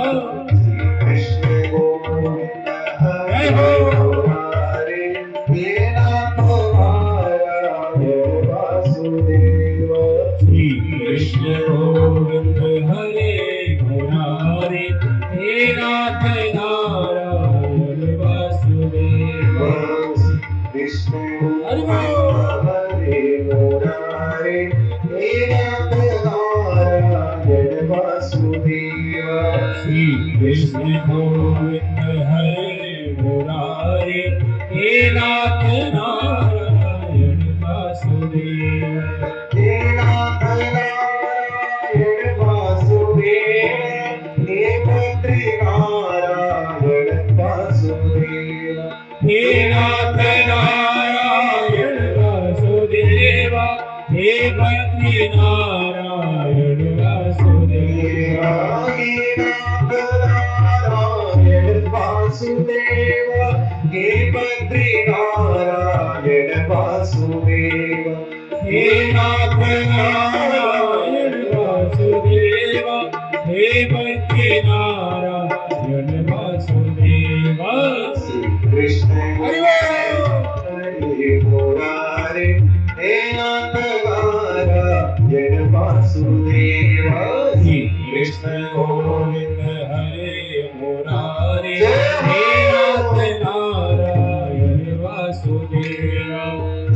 कृष्ण गोविंद हरे मुरारे हे नाथ नारायण वासुदेव। श्री कृष्ण गोविंद हरे मुरारे हे नाथ नारायण वासुदेव। हे नाथ नारायण वासुदेव। हे नाथ नारायण वासुदेव। हे नाथ नारायण वासुदेव। हे नाथ नारायण वासुदेव। हे नाथ नारायण वासुदेव। हे नाथ नारायण वासुदेव। हे नाथ नारायण वासुदेव। हे नाथ नारायण वासुदेव। श्री कृष्ण गोविंद हरे मुरारे हे नाथ नारायण वासुदेव। श्री कृष्ण गोविंद हरे मुरारे हे नाथ नारायण वासुदेव। श्री कृष्ण गोविंद हरे मुरारे हे नाथ नारायण वासुदेव। श्री कृष्ण गोविंद हरे मुरारे हे नाथ नारायण वासुदेव। हे नाथ नारायण वासुदेव। हे नाथ नारायण वासुदेव। बोलिए श्री भक्ति महारानी की जय। भक्तवत्सल भगवान की जय। भक्ति महारानी प्रकट हुई ज्ञान वैराग्य के साथ में, और सब लोग जितनी भी महापर महात्मा जब बैठे थे, अत्रि वशिष्ठ चवन गौतम देवो देवराज भृगु इंदिरा कश्यप वामदेव परशुराम, सब लोग इधर उधर चर्चा करने लगे। अरे ये भक्ति महारानी कहाँ से प्रकट हो गई, किधर से आई, कौन सी दिशा से आई, कहाँ से आई, कब आई? सब लोग इधर उधर चर्चा करने लगे। कथम प्रविष्टा कथमागतेयं मध्ये मुनीनामिति तर्कयन्तः। सब लोग आपस में चर्चा करने लगे कहाँ से आई, किधर से आई। तब सनत कुमारों ने कहा, ऊचु कुमारं वचनं तदीना कथार्थतो निष्पतिताधूयम्। भक्ति महारानी यहीं से आई, हम लोगों के मध्य से प्रकट हुई। कैसे? बोले कथा वैसे प्रकट हो गई, कथा से प्रकट हो गई। कथार्थतो निष्पतिताधूयम्, कथा के मध्य से प्रकट हो गया। भक्ति का प्राकट्य कैसे होता है? बोले कथा से भक्ति प्रकट होती है, बिना कथा के भक्ति प्रकट नहीं होती। एवं गिरस्तास सुतानि संज्ञा सनत कुमारं निजनादनं राम। इस प्रकार भक्ति महारानी प्रकट हुई। भक्ति महारानी ने कहा, मैं कहाँ बैठूं, कहाँ रहूं? तो भक्तों ने कहा, वाहम प्रतिष्ठान निधना ब्रुवन्तु। भक्त लोग कहते हैं कि निरंतरम वैष्णव मानसा। भक्ति महारानी अगर तुम बैठना चाहती हो तो निरंतर वैष्णव के अंतर हृदय में तुम विराजमान हो जाओ। भक्ति महारानी ने वरदान दिया कि मैं वैष्णव के हृदय में अवश्य विराजमान हूं, और भक्ति महारानी उन वैष्णव के अंतर हृदय में विराजमान हो। सकल भुवन मध्ये निर्धनास्ते धन्या निवसति हृदये सा श्रीहरिर्भक्तिरेका। हरिरपि निजलोकं सर्वथा तो विहाय प्रविशति हृदये सा भक्तिसूत्रोपलब्धम्। प्रविशति हृदये सा भक्तिसूत्रोपलब्धम्। वो संसार में देखने में भले ही निर्धन हो, उसके पास एक घर नहीं हो, खाने का ठिकाना नहीं हो, पहनने के लिए वस्त्र नहीं हो, लंगोटी की तार तार फट गई हो, महाराज तार तार उसके दिख रहे हो, ऐसा व्यक्ति हो, और उसके अंदर यदि भक्ति महारानी है तो उस भक्ति के कारण परब्रह्म परमात्मा उसके अंतर हृदय में अवश्य विराजमान। कैसे? बोले भक्ति के कारण सकल भुवन मध्ये निर्धनास्ते धन्या निवसति हृदये येषां श्री हरेर भक्तिरेका। एक केवल भक्ति उसके मन में है, अंतर हृदय में है, तो हरिरपि निजलोकम सर्वधातु ध्याय, उस भक्ति के कारण परब्रह्म परमात्मा अपना निज लोक वैकुंठ धाम छोड़ करके उस भक्त के अंतर हृदय में आ जाते हैं। प्रवसति हृदि केशाम भक्त सूत्रोपनद्ध, उसके हृदय में आकर के ऐसे विराजमान हो जाते हैं, बोले भक्ति सूत्रोपनद्ध। ऐसी भाषा में कहें तो थोड़ा अटपटा जरूर लगेगा कि जैसे उद्धत बैल हो और उस बैल को अपने बस में करना, उसको उसके नाक में नकेल डालते हैं ना, तो वो बैल हमारे बस में हो जाता है। उसी प्रकार परब्रह्म परमात्मा को बस में करना हो तो भक्ति रूपी नकेल उस परब्रह्म परमात्मा को डाल दो, वो परब्रह्म परमात्मा हमारे अंतर हृदय से जा नहीं सकता है, वो हमारे अंतर हृदय में विराजमान हो जाएगा। और जब उस परब्रह्म परमात्मा ऐसे भक्त को छोड़ करके जाने लगेगा तो भक्त बोल पड़ेगा, बाह छुड़ाए जात हो निबल जान के मोए, हृदय ते जब जाओगे सबल बनोगे तुम, हृदय ते जब जाओगे सबल बनोगे, अंतर हृदय से जब जाओगे तब बस होगा। कहने का तात्पर्य है कि भक्ति महारानी के कारण परब्रह्म परमात्मा भक्त के हृदय में विराजमान हो जाते। ऐसी सुंदर भागवत की कथा सुनाई, सब लोग बड़े प्रसन्न हुए और उसी समय परब्रह्म परमात्मा प्रकट हो गए। देखिए भक्ति ज्ञान वैराग्य जहां जागृत होते हैं, जहां पर प्रकट होते हैं, वहां परब्रह्म परमात्मा जरूर प्रकट होते हैं। अभी भक्ति ज्ञान वैराग्य जागृत हुए, प्रकट हुए कथा के मध्य, और तुरंत उसी क्षण परब्रह्म परमात्मा भी आ गए। श्री सूत जी महाराज कहते हैं, अथ वैष्णव चित्तेषु दृष्ट्वा भक्तिम अलौकिकम निजलोकम परित्यज्य भगवान भक्तवत्सल परब्रह्म परमात्मा प्रकट हो गए। वरमाली घनश्याम पीतवासा मनोहर कांची कलापरिजनो लसन मुकुटकंडलः। इस प्रकार परब्रह्म परमात्मा प्रकट हो गए और कथा सुनते हुए नारद जी महाराज कहते हैं, महाराज भागवत की कथा से किसका किसका कल्याण होता है, ये बताइए। क्या पापी व्यक्ति का भी कल्याण हो सकता है? जिसने जीवन में पाप किया हो, दुराचार पारण जिसकी मनोवृत्ति रही हो, ऐसा व्यक्ति भी क्या इस भागवत की कथा से तर सकता है, उसका भी उद्धार हो सकता है? इस बात को समझाने के लिए सनत कुमारों ने नारद जी को एक उपाख्यान श्रवण कराया। ये मानवाः पापकृतस्तु सर्वदा सदा दुराचार रता विमार्गाः क्रोधाग्निदग्धा कुटिलाश्चिन्नाविनः सप्ताहयज्ञेन कलौ पुनन्दिते। कहते हैं एक पंडित जी महाराज थे, उपाख्यान को सुनाया कि पंडित जी महाराज थे और वो पंडित जी को कोई पुत्र नहीं था। पंडित जी को कोई पुत्र नहीं था। पुत्र की प्राप्ति की इच्छा को लेकर के वन में गए और वहां पर भगवान का ध्यान करने लगे। उसी समय एक संत की प्राप्ति हुई। संत ने देखा और देख करके समझ लिया कि ये ब्राह्मण देवता किस कारण दुखी हैं, और पूछा कि ब्राह्मण देवता आप क्यों दुखी हो, आपके दुख का कारण क्या है? तो ब्राह्मण देवता कहते हैं, महाराज मेरे घर पे सब कुछ है किंतु मेरे यहाँ पुत्र नहीं है। मेरे हाथ से दिया हुआ पिंडदान पितर स्वीकार नहीं करते, मेरे हाथ से दिया हुआ जल देवता स्वीकार नहीं करते, मेरे यहाँ तुलसी जी का बिरवा भी सूख जाता है, गऊ बाज हो गई है, मेरे यहाँ संतान नहीं, इसी कारण से ये सब हो रहा है। तो संत को दया आ गई और संत ने कृपा करके एक फल प्रदान किया। बोले देखो ब्राह्मण देवता, आप इस फल को ले जाकर के अपनी पत्नी को खिला देना, एक सुंदर पुत्र उत्पन्न होगा। ब्राह्मण देवता आए, इनकी पत्नी है जिनका नाम धुंधली है, और धुंधली को दिया।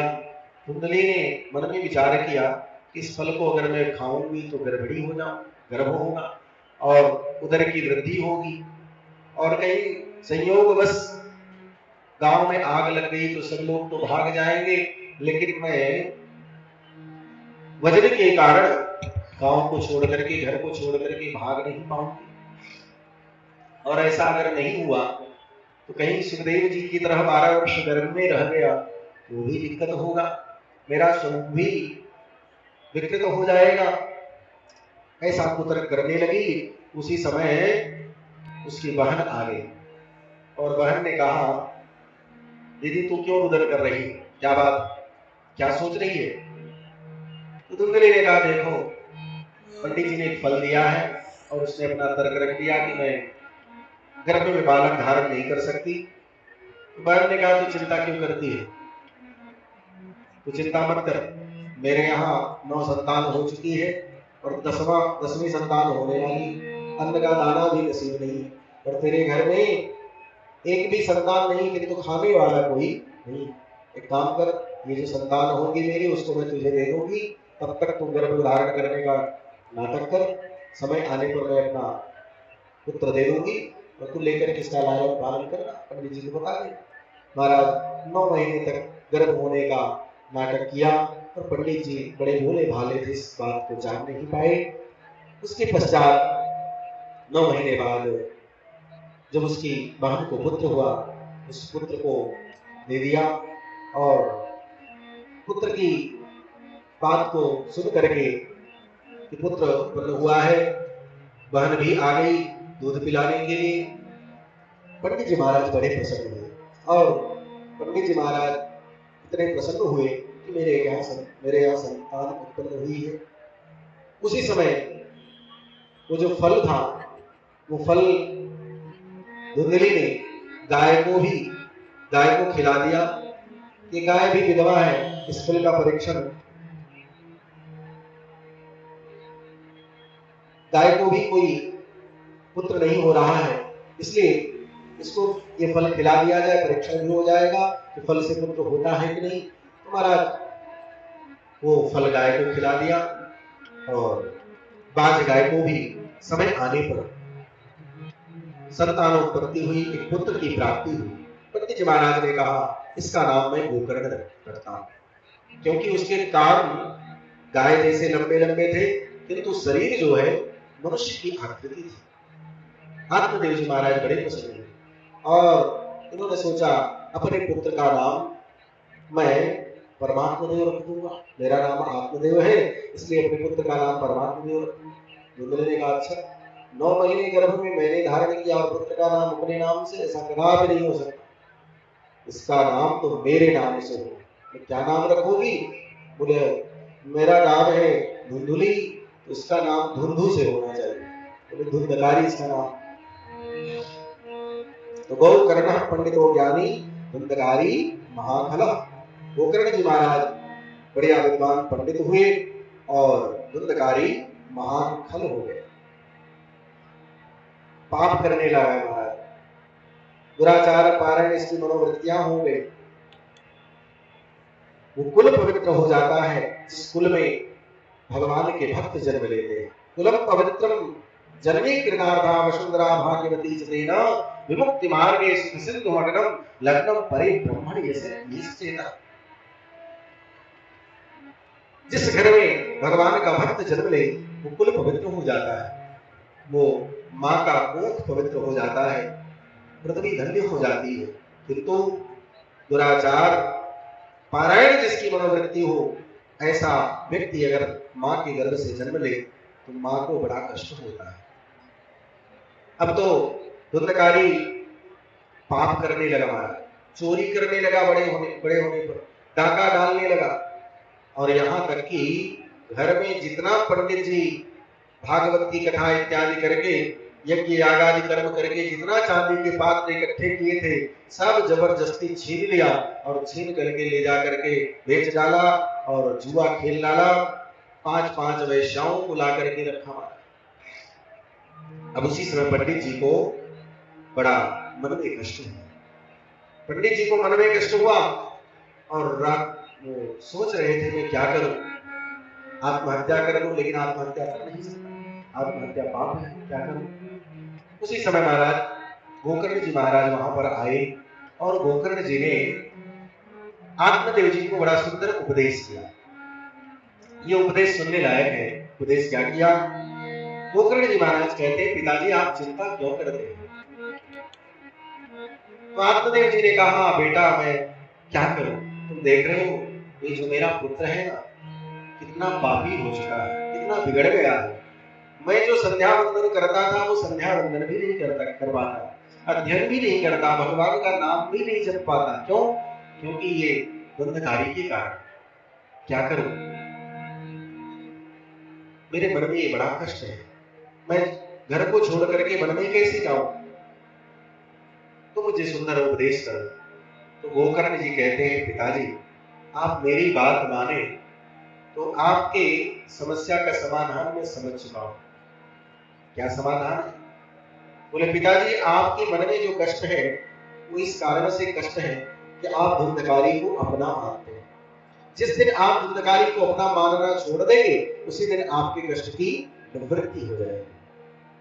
देहे स्त्रीमां सरुधिरे हिमतिं त्यजत्वं जाया सुतादिषु सदा ममतां विमुञ्च पश्यानिशं जगदिदं क्षणभङ्गनिष्ठं वैराग्यरागरसिको भवभक्तिनिष्ठः वैराग्यरागरसिको भवभक्तिनिष्ठः देहेस्तिमां सरुधिरे विमतिं त्यजत्वं।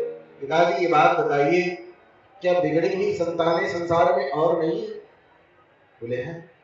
तो क्या उनके प्रति आपको कष्ट होता है? बोले नहीं। बोले इसलिए आपको उनके प्रति कष्ट नहीं होता क्योंकि आप उनको अपना नहीं मानते, और जिनको अपना मानते हैं उनके प्रति हमें कष्ट होता है। तो पिताजी आप एक काम करिए, धुंधकारी को अपना मानना छोड़ दीजिए। देह अस्थि के प्रति जो हमारा ममत्व का अभिमान है, पुत्र के प्रति जो ममत्व का अभिमान है, पत्नी के प्रति जो ममत्व का अभिमान है, उसको छोड़ा जाए। क्यों? क्योंकि ये जगत क्षण भंगुर है। वैराग्य राग रसिको भवभक्ति निष्ठा धर्मं भजस्व सत्यम त्यजलोक धर्मान। इन सांसारिक धर्मों को छोड़ करके भगवान का आप भजन करें। सेवस्व साधु पुरुषां जहि काम कृष्णा। आप साधु महापुरुषों की सेवा करिए। अन्यस्य दोष गुण चिंतन वास मुक्त्वा। दूसरे के गुण और दोष का चिंतन आप मत करिए, आप भगवान का केवल भजन करिए। सेवा कथा रसम हो नितराम पिबत्वम। नित्य भगवान की सेवा करिए, भगवान की कथा को श्रवण करिए, भगवान की कथा का गान करिए, बाकी आपको और कुछ नहीं करना। ऐसा सुंदर ज्ञानोपदेश किया। आत्मदेव जी महाराज तुरंत जंगल में गए, भागवत जी के 10वें स्कंद का पाठ किया और उनकी मुक्ति हुई। अब तो महाराज दुलदुली अकेली इतना कष्ट देने लगा, मारने लगा। मां को बड़ा कष्ट हुआ और वो जाकर के कुएं में कूद करके आत्महत्या कर ली। पिताजी जंगल में चले गए, मां ने कुएं में गिर करके आत्महत्या कर ली। अब तो घर पर इसका ही पूरा साम्राज्य वैश्याओं को ला करके रख लिया। वैश्याओं ने एक दिन रस्सी से बांध करके उसको मारने का प्रयत्न किया, मर नहीं रहा था तो अंगारे को ला करके मुख में डाल दिया मरने के लिए, और ऐसी दुर्गति हुई, ऐसी मृत्यु उसकी हुई कि उसको प्रेत आत्मा बनना। एक दिन की बात है, उसी समय गोकर्ण जी महाराज तीर्थ यात्रा पर थे और गया जी में पहुंचे थे। वहां पर उन्होंने पिंडदान भी किया। और जब सभी तीर्थों में भ्रमण किए और भ्रमण करने के बाद अपने गांव में आए, तो गांव में आने के बाद रात्रि में सभी लोग सो रहे थे, महल में प्रवेश किया और उसी समय गोकर्ण जी ने भगवान का ध्यान लगाया। और जैसे ही ध्यान लगाया महाराज, तो उस समय उनकी आंखों के सामने अनेकों प्रकार के दृश्य दिखाई दे रहे। सकृत में सकृत हस्ति सकृत च महिषो भवत सकृदिन्द्रः सकृच्चाग्निः पुनश्च पुरुषो भवत। एक बार तो उनकी आंखों के सामने बकरा बन करके आ गया धुंधकारी, और उसके बाद उसी क्षण हाथी बन करके आ गया, फिर उसी क्षण भैंसा बन करके आ गया, और उसके बाद फिर पुरुष के रूप में हाथ जोड़ करके खड़ा हो गया। इस प्रकार करते हुए अपनी आंखों के सामने जब गोकर्ण जी ने देखा तो हाथ में जल लिया और जल को आमंत्रित किया, जल का छींटा दिया। कौन हो तुम? तो वो छाया एक हाथ जोड़ करके खड़ी हो गई और बोल पड़ी, अहम भ्राता तुदीयोस्मि धुंधकारीति नामतः स्वकीयेनैव दोषेण ब्रह्मत्वं नासितं मया। मैं आपका भाई धुंधकारी हूँ। अहं भ्राता तदीयोऽस्मि धुंधकारी इति नामतः। मेरा नाम धुंधकारी है और अपने दोष के कारण मैंने ब्रह्मत्व को नष्ट कर दिया और मैं प्रेत आत्मा बन करके पढ़ाऊं, मेरा उद्धार करो। गोकर्ण जी ने कहा, अरे धुंधकारी, तुम्हारे नाम से तो मैंने गया में श्राद्ध भी किया था, तुम्हारी मुक्ति नहीं हुई। गोकर्ण जी के पूछने पर धुंधकारी कहता है, भैया आप एक बार नहीं 100 बार भी मेरा पिंडदान गया में जाकर के करोगे तो मेरा उद्धार नहीं होगा, क्योंकि मैंने इतने पाप किए हैं और उस पाप के कारण मेरा उद्धार नहीं हो सकता। गया श्राद्ध सफेद सतेनापि मुक्तिर्मेन भविष्यति। मेरी मुक्ति का उपाय करो। तुम्हारे जैसा विद्वान जिसका भाई हो और फिर भी मैं प्रेत योनि में पड़ा भटक रहा हूं। गोकर्ण जी ने कहा, भैया तुम डरना मत, तुम्हारी मुक्ति का उपाय मैं अवश्य करूंगा। प्रातः काल हुआ, संध्या वंदन किया, भगवान सूर्य के सामने प्रार्थना किया। भगवान सूर्य ने भगवान सूर्य ने आदेश किया कि धुंधकारी के निमित्त भागवत कथा का तुम वाचन करो। श्रीमद् भागवतान मुक्ति सप्ताहम वाचनम करो। यदि धुंधकारी की मुक्ति का उपाय चाहते हो तो भागवत कथा का वाचन करो, इसकी मुक्ति अवश्य होगी। महाराज फिर तो बढ़िया तैयारी हुई और गोकर्ण जी महाराज ने धुंधकारी के निमित्त भागवत की कथा को सुनाया। भागवत की कथा श्रवण कराने लगे और धुंधकारी आया। पांडाल के बाहर एक बांस का बगीचा था और उसी बांस के बगीचे में जो एक बांस था सप्तग्रंथी का, उसी सप्तग्रंथी के बांस में टोल में जाकर के बैठ गया। उसमें हवा का प्रकोप नहीं होता और बैठ करके भागवत की कथा को सुना और सुन करके भगवान का मनन किया। एक दिन बीता, एक ग्रंथि फूट गई। 7 दिन बीतते सातों ग्रंथियां फूट गई और उसमें से एक सुंदर भगवान का दिव्य पार्षद निकला, भगवान का भक्त निकला महाराज। और उसको लेने के लिए भगवान के दिव्य पार्षद वैकुंठ लोक से आए। 4 भुजाओं को धारण करने वाले, दिव्य पीतांबर मकराकृत कुंडल को धारण करने वाले भगवान के पार्षदों ने धुंधकारी को विमान पर बैठाया और विमान पर बैठा करके ले जाने लगे। गोकर्ण जी ने कहा, महाराज तुम लोग मेरे भाई धुंधकारी को ही क्यों ले जा रहे हो? यहाँ तो हमारे अनेकों श्रोता हैं और सबके लिए विमान को लेकर के क्यों नहीं आए? केवल धुंधकारी के लिए ही विमान लेकर के क्यों आए? तो भगवान के पार्षदों ने कहा कि गोकर्ण जी महाराज, श्रवणस्य विभेदेन फल भेदोत्र संस्थितः, श्रवणं तो कृतं सर्वैः न तथा मननं कृतं। सब लोगों ने भागवत की कथा सुनी तो, किंतु किसी ने मनन नहीं किया। केवल पांडाल तक सुना और सुन करके कक्ष में जाने के बाद, महल में जाने के बाद सब बात भूल जाते। किंतु धुंधकारी कथा को सुनता और रात्रि में बैठ करके मनन करता, मन को परब्रह्म परमात्मा में एकाग्र करके रखता। मन उसका इधर उधर भटकता नहीं, सांसारिक कामों कार्यों से उसको लेना देना नहीं। और आपके जितने श्रोता थे सबने कथा सुना लेकिन किसी ने मनन नहीं किया, इसलिए फल में भेद हो गया। तो सब जितने श्रोता थे सब निराश हो गए कि हमारी मुक्ति कैसे होगी। तो निराशा को देख करके गोकर्ण जी ने कहा, तुम लोग चिंता मत करो, अभी मैं कहीं गया नहीं और मेरे कथा सुनाने से ही तो धुंधकारी की मुक्ति हुई है। मैं फिर लगे हाथ कथा सुनाता हूँ और तुम सबकी मुक्ति होगी। तुम सब मनन करना और तुम सब लोगों के लिए भगवान के धाम से विमान आएगा और तुम वैकुंठ धाम को जाओगे। महाराज लगे हाथ कथा सुनाया और सबने भगवान की कथा को सुना और सबने मनन किया। पश्चात 7 दिवस पर्यंत, 7 दिन बीतने के बाद भगवान के धाम से सुंदर विमान आया और गोकर्ण जी महाराज अपने श्रोता समाज के साथ में उस विमान पर आरूढ़ हुए। अयोध्यावासिनः पूर्वं यथा रामेण शंगताः तथा कृष्णेन तेनैका गोलोकं योगी दुर्लभम्। वैकुंठ धाम को अपने श्रोता समाज के साथ में गोकर्ण जी महाराज भी गए हैं। इस प्रकार भागवत की सुंदर कथा को सुनाया। उसके बाद कहते हैं सनत कुमार जी कि लोग पूछते हैं कि महाराज भागवत की कथा कराना है तो खर्चा कितना लगेगा? आज हमारे भी पास दोपहर में कोई आए थे, पूछ रहे थे महाराज जी का आपकी कथा करानी हो तो खर्चा कितना लगेगा। हमने कहा आपने पहले कभी कथा कराया है? बोले हाँ, हम कथा करवाते रहते हैं और हमारे गांव में कथाएं भी होती रहती हैं, बहुत से लोग कथा किए भी हैं। हमने कहा जब कथा आपने कराया और कथा आपने सुना भी है? बोले हाँ सुना भी है। बोले जब आपने सुना है तो आपको ये जरूर मालूम होगा कि कथा में खर्चा कितना लगता है, क्योंकि भागवत महात्म्य में ही लिखा गया है कि विवाहे यादृशम कृतम तादृशम परिकल्पये। एक कन्या के विवाह में जितना धन खर्च होता है उतना ही भागवत की कथा में धन खर्च करना चाहिए। अब कन्या का विवाह किसी एक राशि सुनिश्चित राशि के से नहीं होता है। जो व्यक्ति जिस योग्य रहता है वो अपनी कन्या का विवाह उस विधि विधान से करता है। तो अपनी योग्यता को देखना चाहिए कि हमारी योग्यता क्या है, इस प्रकार उसमें धन भी खर्च करे और उसके बाद बढ़िया आयोजन करे, सबको निमंत्रण पत्र दे। फिर उसके बाद कहते हैं सुंदर वक्ता का चयन करें। वक्ता बढ़िया होना चाहिए।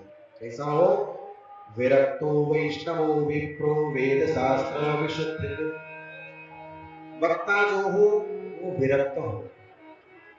विरक्त का मतलब संसार से जिसकी विरक्ति, इंद्रियों में जिसकी रति न हो। वैष्णव हो, विप्र हो, वैष्णव हो। वैष्णव से ही कथा को सुनना चाहिए, बिना वैष्णव की कथा नहीं होनी चाहिए। यहां तक कि कथा के जो श्रोता हो वो श्रोता भी वैष्णव हो। कथा कहने का तो अधिकार है ही नहीं, श्रोता को भी वैष्णवी दीक्षा को ग्रहण करना चाहिए और तब कथा को सुनना चाहिए। ये विधान है। विरक्तो वैष्णवो विप्रो, जो कथा का वाचन करे वो ब्राह्मण ही होना चाहिए। वेद शास्त्र विशुद्ध कृत, और जिसने वेद शास्त्र का अध्ययन किया हो, पढ़ा हो। दृष्टांत कुशलो, दृष्टांत देने में कुशल हो। संसारिक राजा रानी की कहानी सुनाने वाला नहीं, बोले शास्त्र का दृष्टांत जो दे, वेद शास्त्रों का जो दृष्टांत दे, ऐसा वक्ता होना चाहिए। श्यामा तेरी आरती, कन्हैया तेरी आरती, सारा संसार करेगा जोड़ के। ब्रह्मादिक तेरो यश गावे, ब्रह्मादिक तेरो यश गावे। नारद सारद गान गावे, नारद सारद गान गावे। और करे जय जयकार, करेगा करे बोल के। श्यामा तेरी आरती, कन्हैया तेरी आरती, सारा संसार करेगा करे बोल के। श्यामा तेरी आरती, कन्हैया तेरी आरती, सारा संसार करेगा जोड़ के। मैं हूँ दीन दुखिया भारी, मैं हूँ दीन दुखिया भारी। आया हूँ प्रभु शरण तुम्हारी, आया हूँ प्रभु शरण तुम्हारी। रखियो लाज हमार, करेगा कर जोड़ के। श्यामा तेरी आरती, कन्हैया तेरी आरती, सारा संसार करेगा कर जोड़ के। श्यामा तेरी आरती, कन्हैया तेरी आरती, सारा संसार करेगा कर जोड़ के। अपने चरण की भक्ति कीजिए, अपने चरण के भक्ति कीजिए। अपनी शरण में मोहे रख लीजिए, अपनी शरण में मोहे लीजिए। करो भव सागर पार, करेगा करे जोड़ के। श्यामा तेरी आरती, कन्हैया तेरी आरती, सारा संसार करेगा कर जोड़ के। श्यामा तेरी आरती, कन्हैया तेरी आरती, सारा संसार प्रेम सहित जो आरती गावे, प्रेम सहित जो आरती गावे, राधा माधव के पद पावे, राधा माधव के पद पावे, राधा माधव के पद पावे, राधा माधव के पद पावे, बाढ़े सुयस अपार करेगा कर जोड़ के, समा तेरी आरती कन्हैया तेरी आरती, सारा संसार करेगा कर जोड़ के, समा तेरी आरती कन्हैया तेरी आरती, सारा संसार करेगा कर जोड़ के, कर्पूर गौरम करुणावतारम, संसार सारम भुजगेन्द्रहारम, सदा वसन्तं हृदयारविन्दे, भवं भवानी सहितं नमामि। त्वमेव माता च पिता, त्वमेव बन्धु च सखा, त्वमेव वेद्या द्रविणं, त्वमेव सर्वं मम देव देवा, त्वमेव सर्वं मम देव देवा। हरे कृष्णा कृष्णा कृष्णा हरे हरे, हरे राम राम राम हरे हरे, कृष्णा कृष्णा कृष्णा हरे हरे, हरे राम राम राम हरे हरे, हरे कृष्णा कृष्णा कृष्णा हरे हरे, हरे राम राम राम हरे हरे, हरे कृष्णा कृष्णा कृष्णा हरे हरे, हरे राम राम राम हरे हरे, हरे राम राम राम हरे हरे, हरे राम राम राम हरे हरे, हरे राम राम राम हरे हरे, हरे राम राम हरे हरे।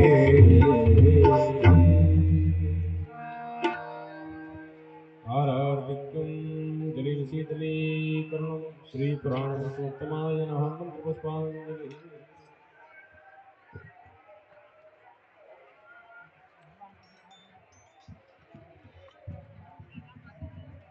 ॐ जग्नेन जग्नमय जन्त देवास्तानि धर्माणि प्रथमान्यासन्ना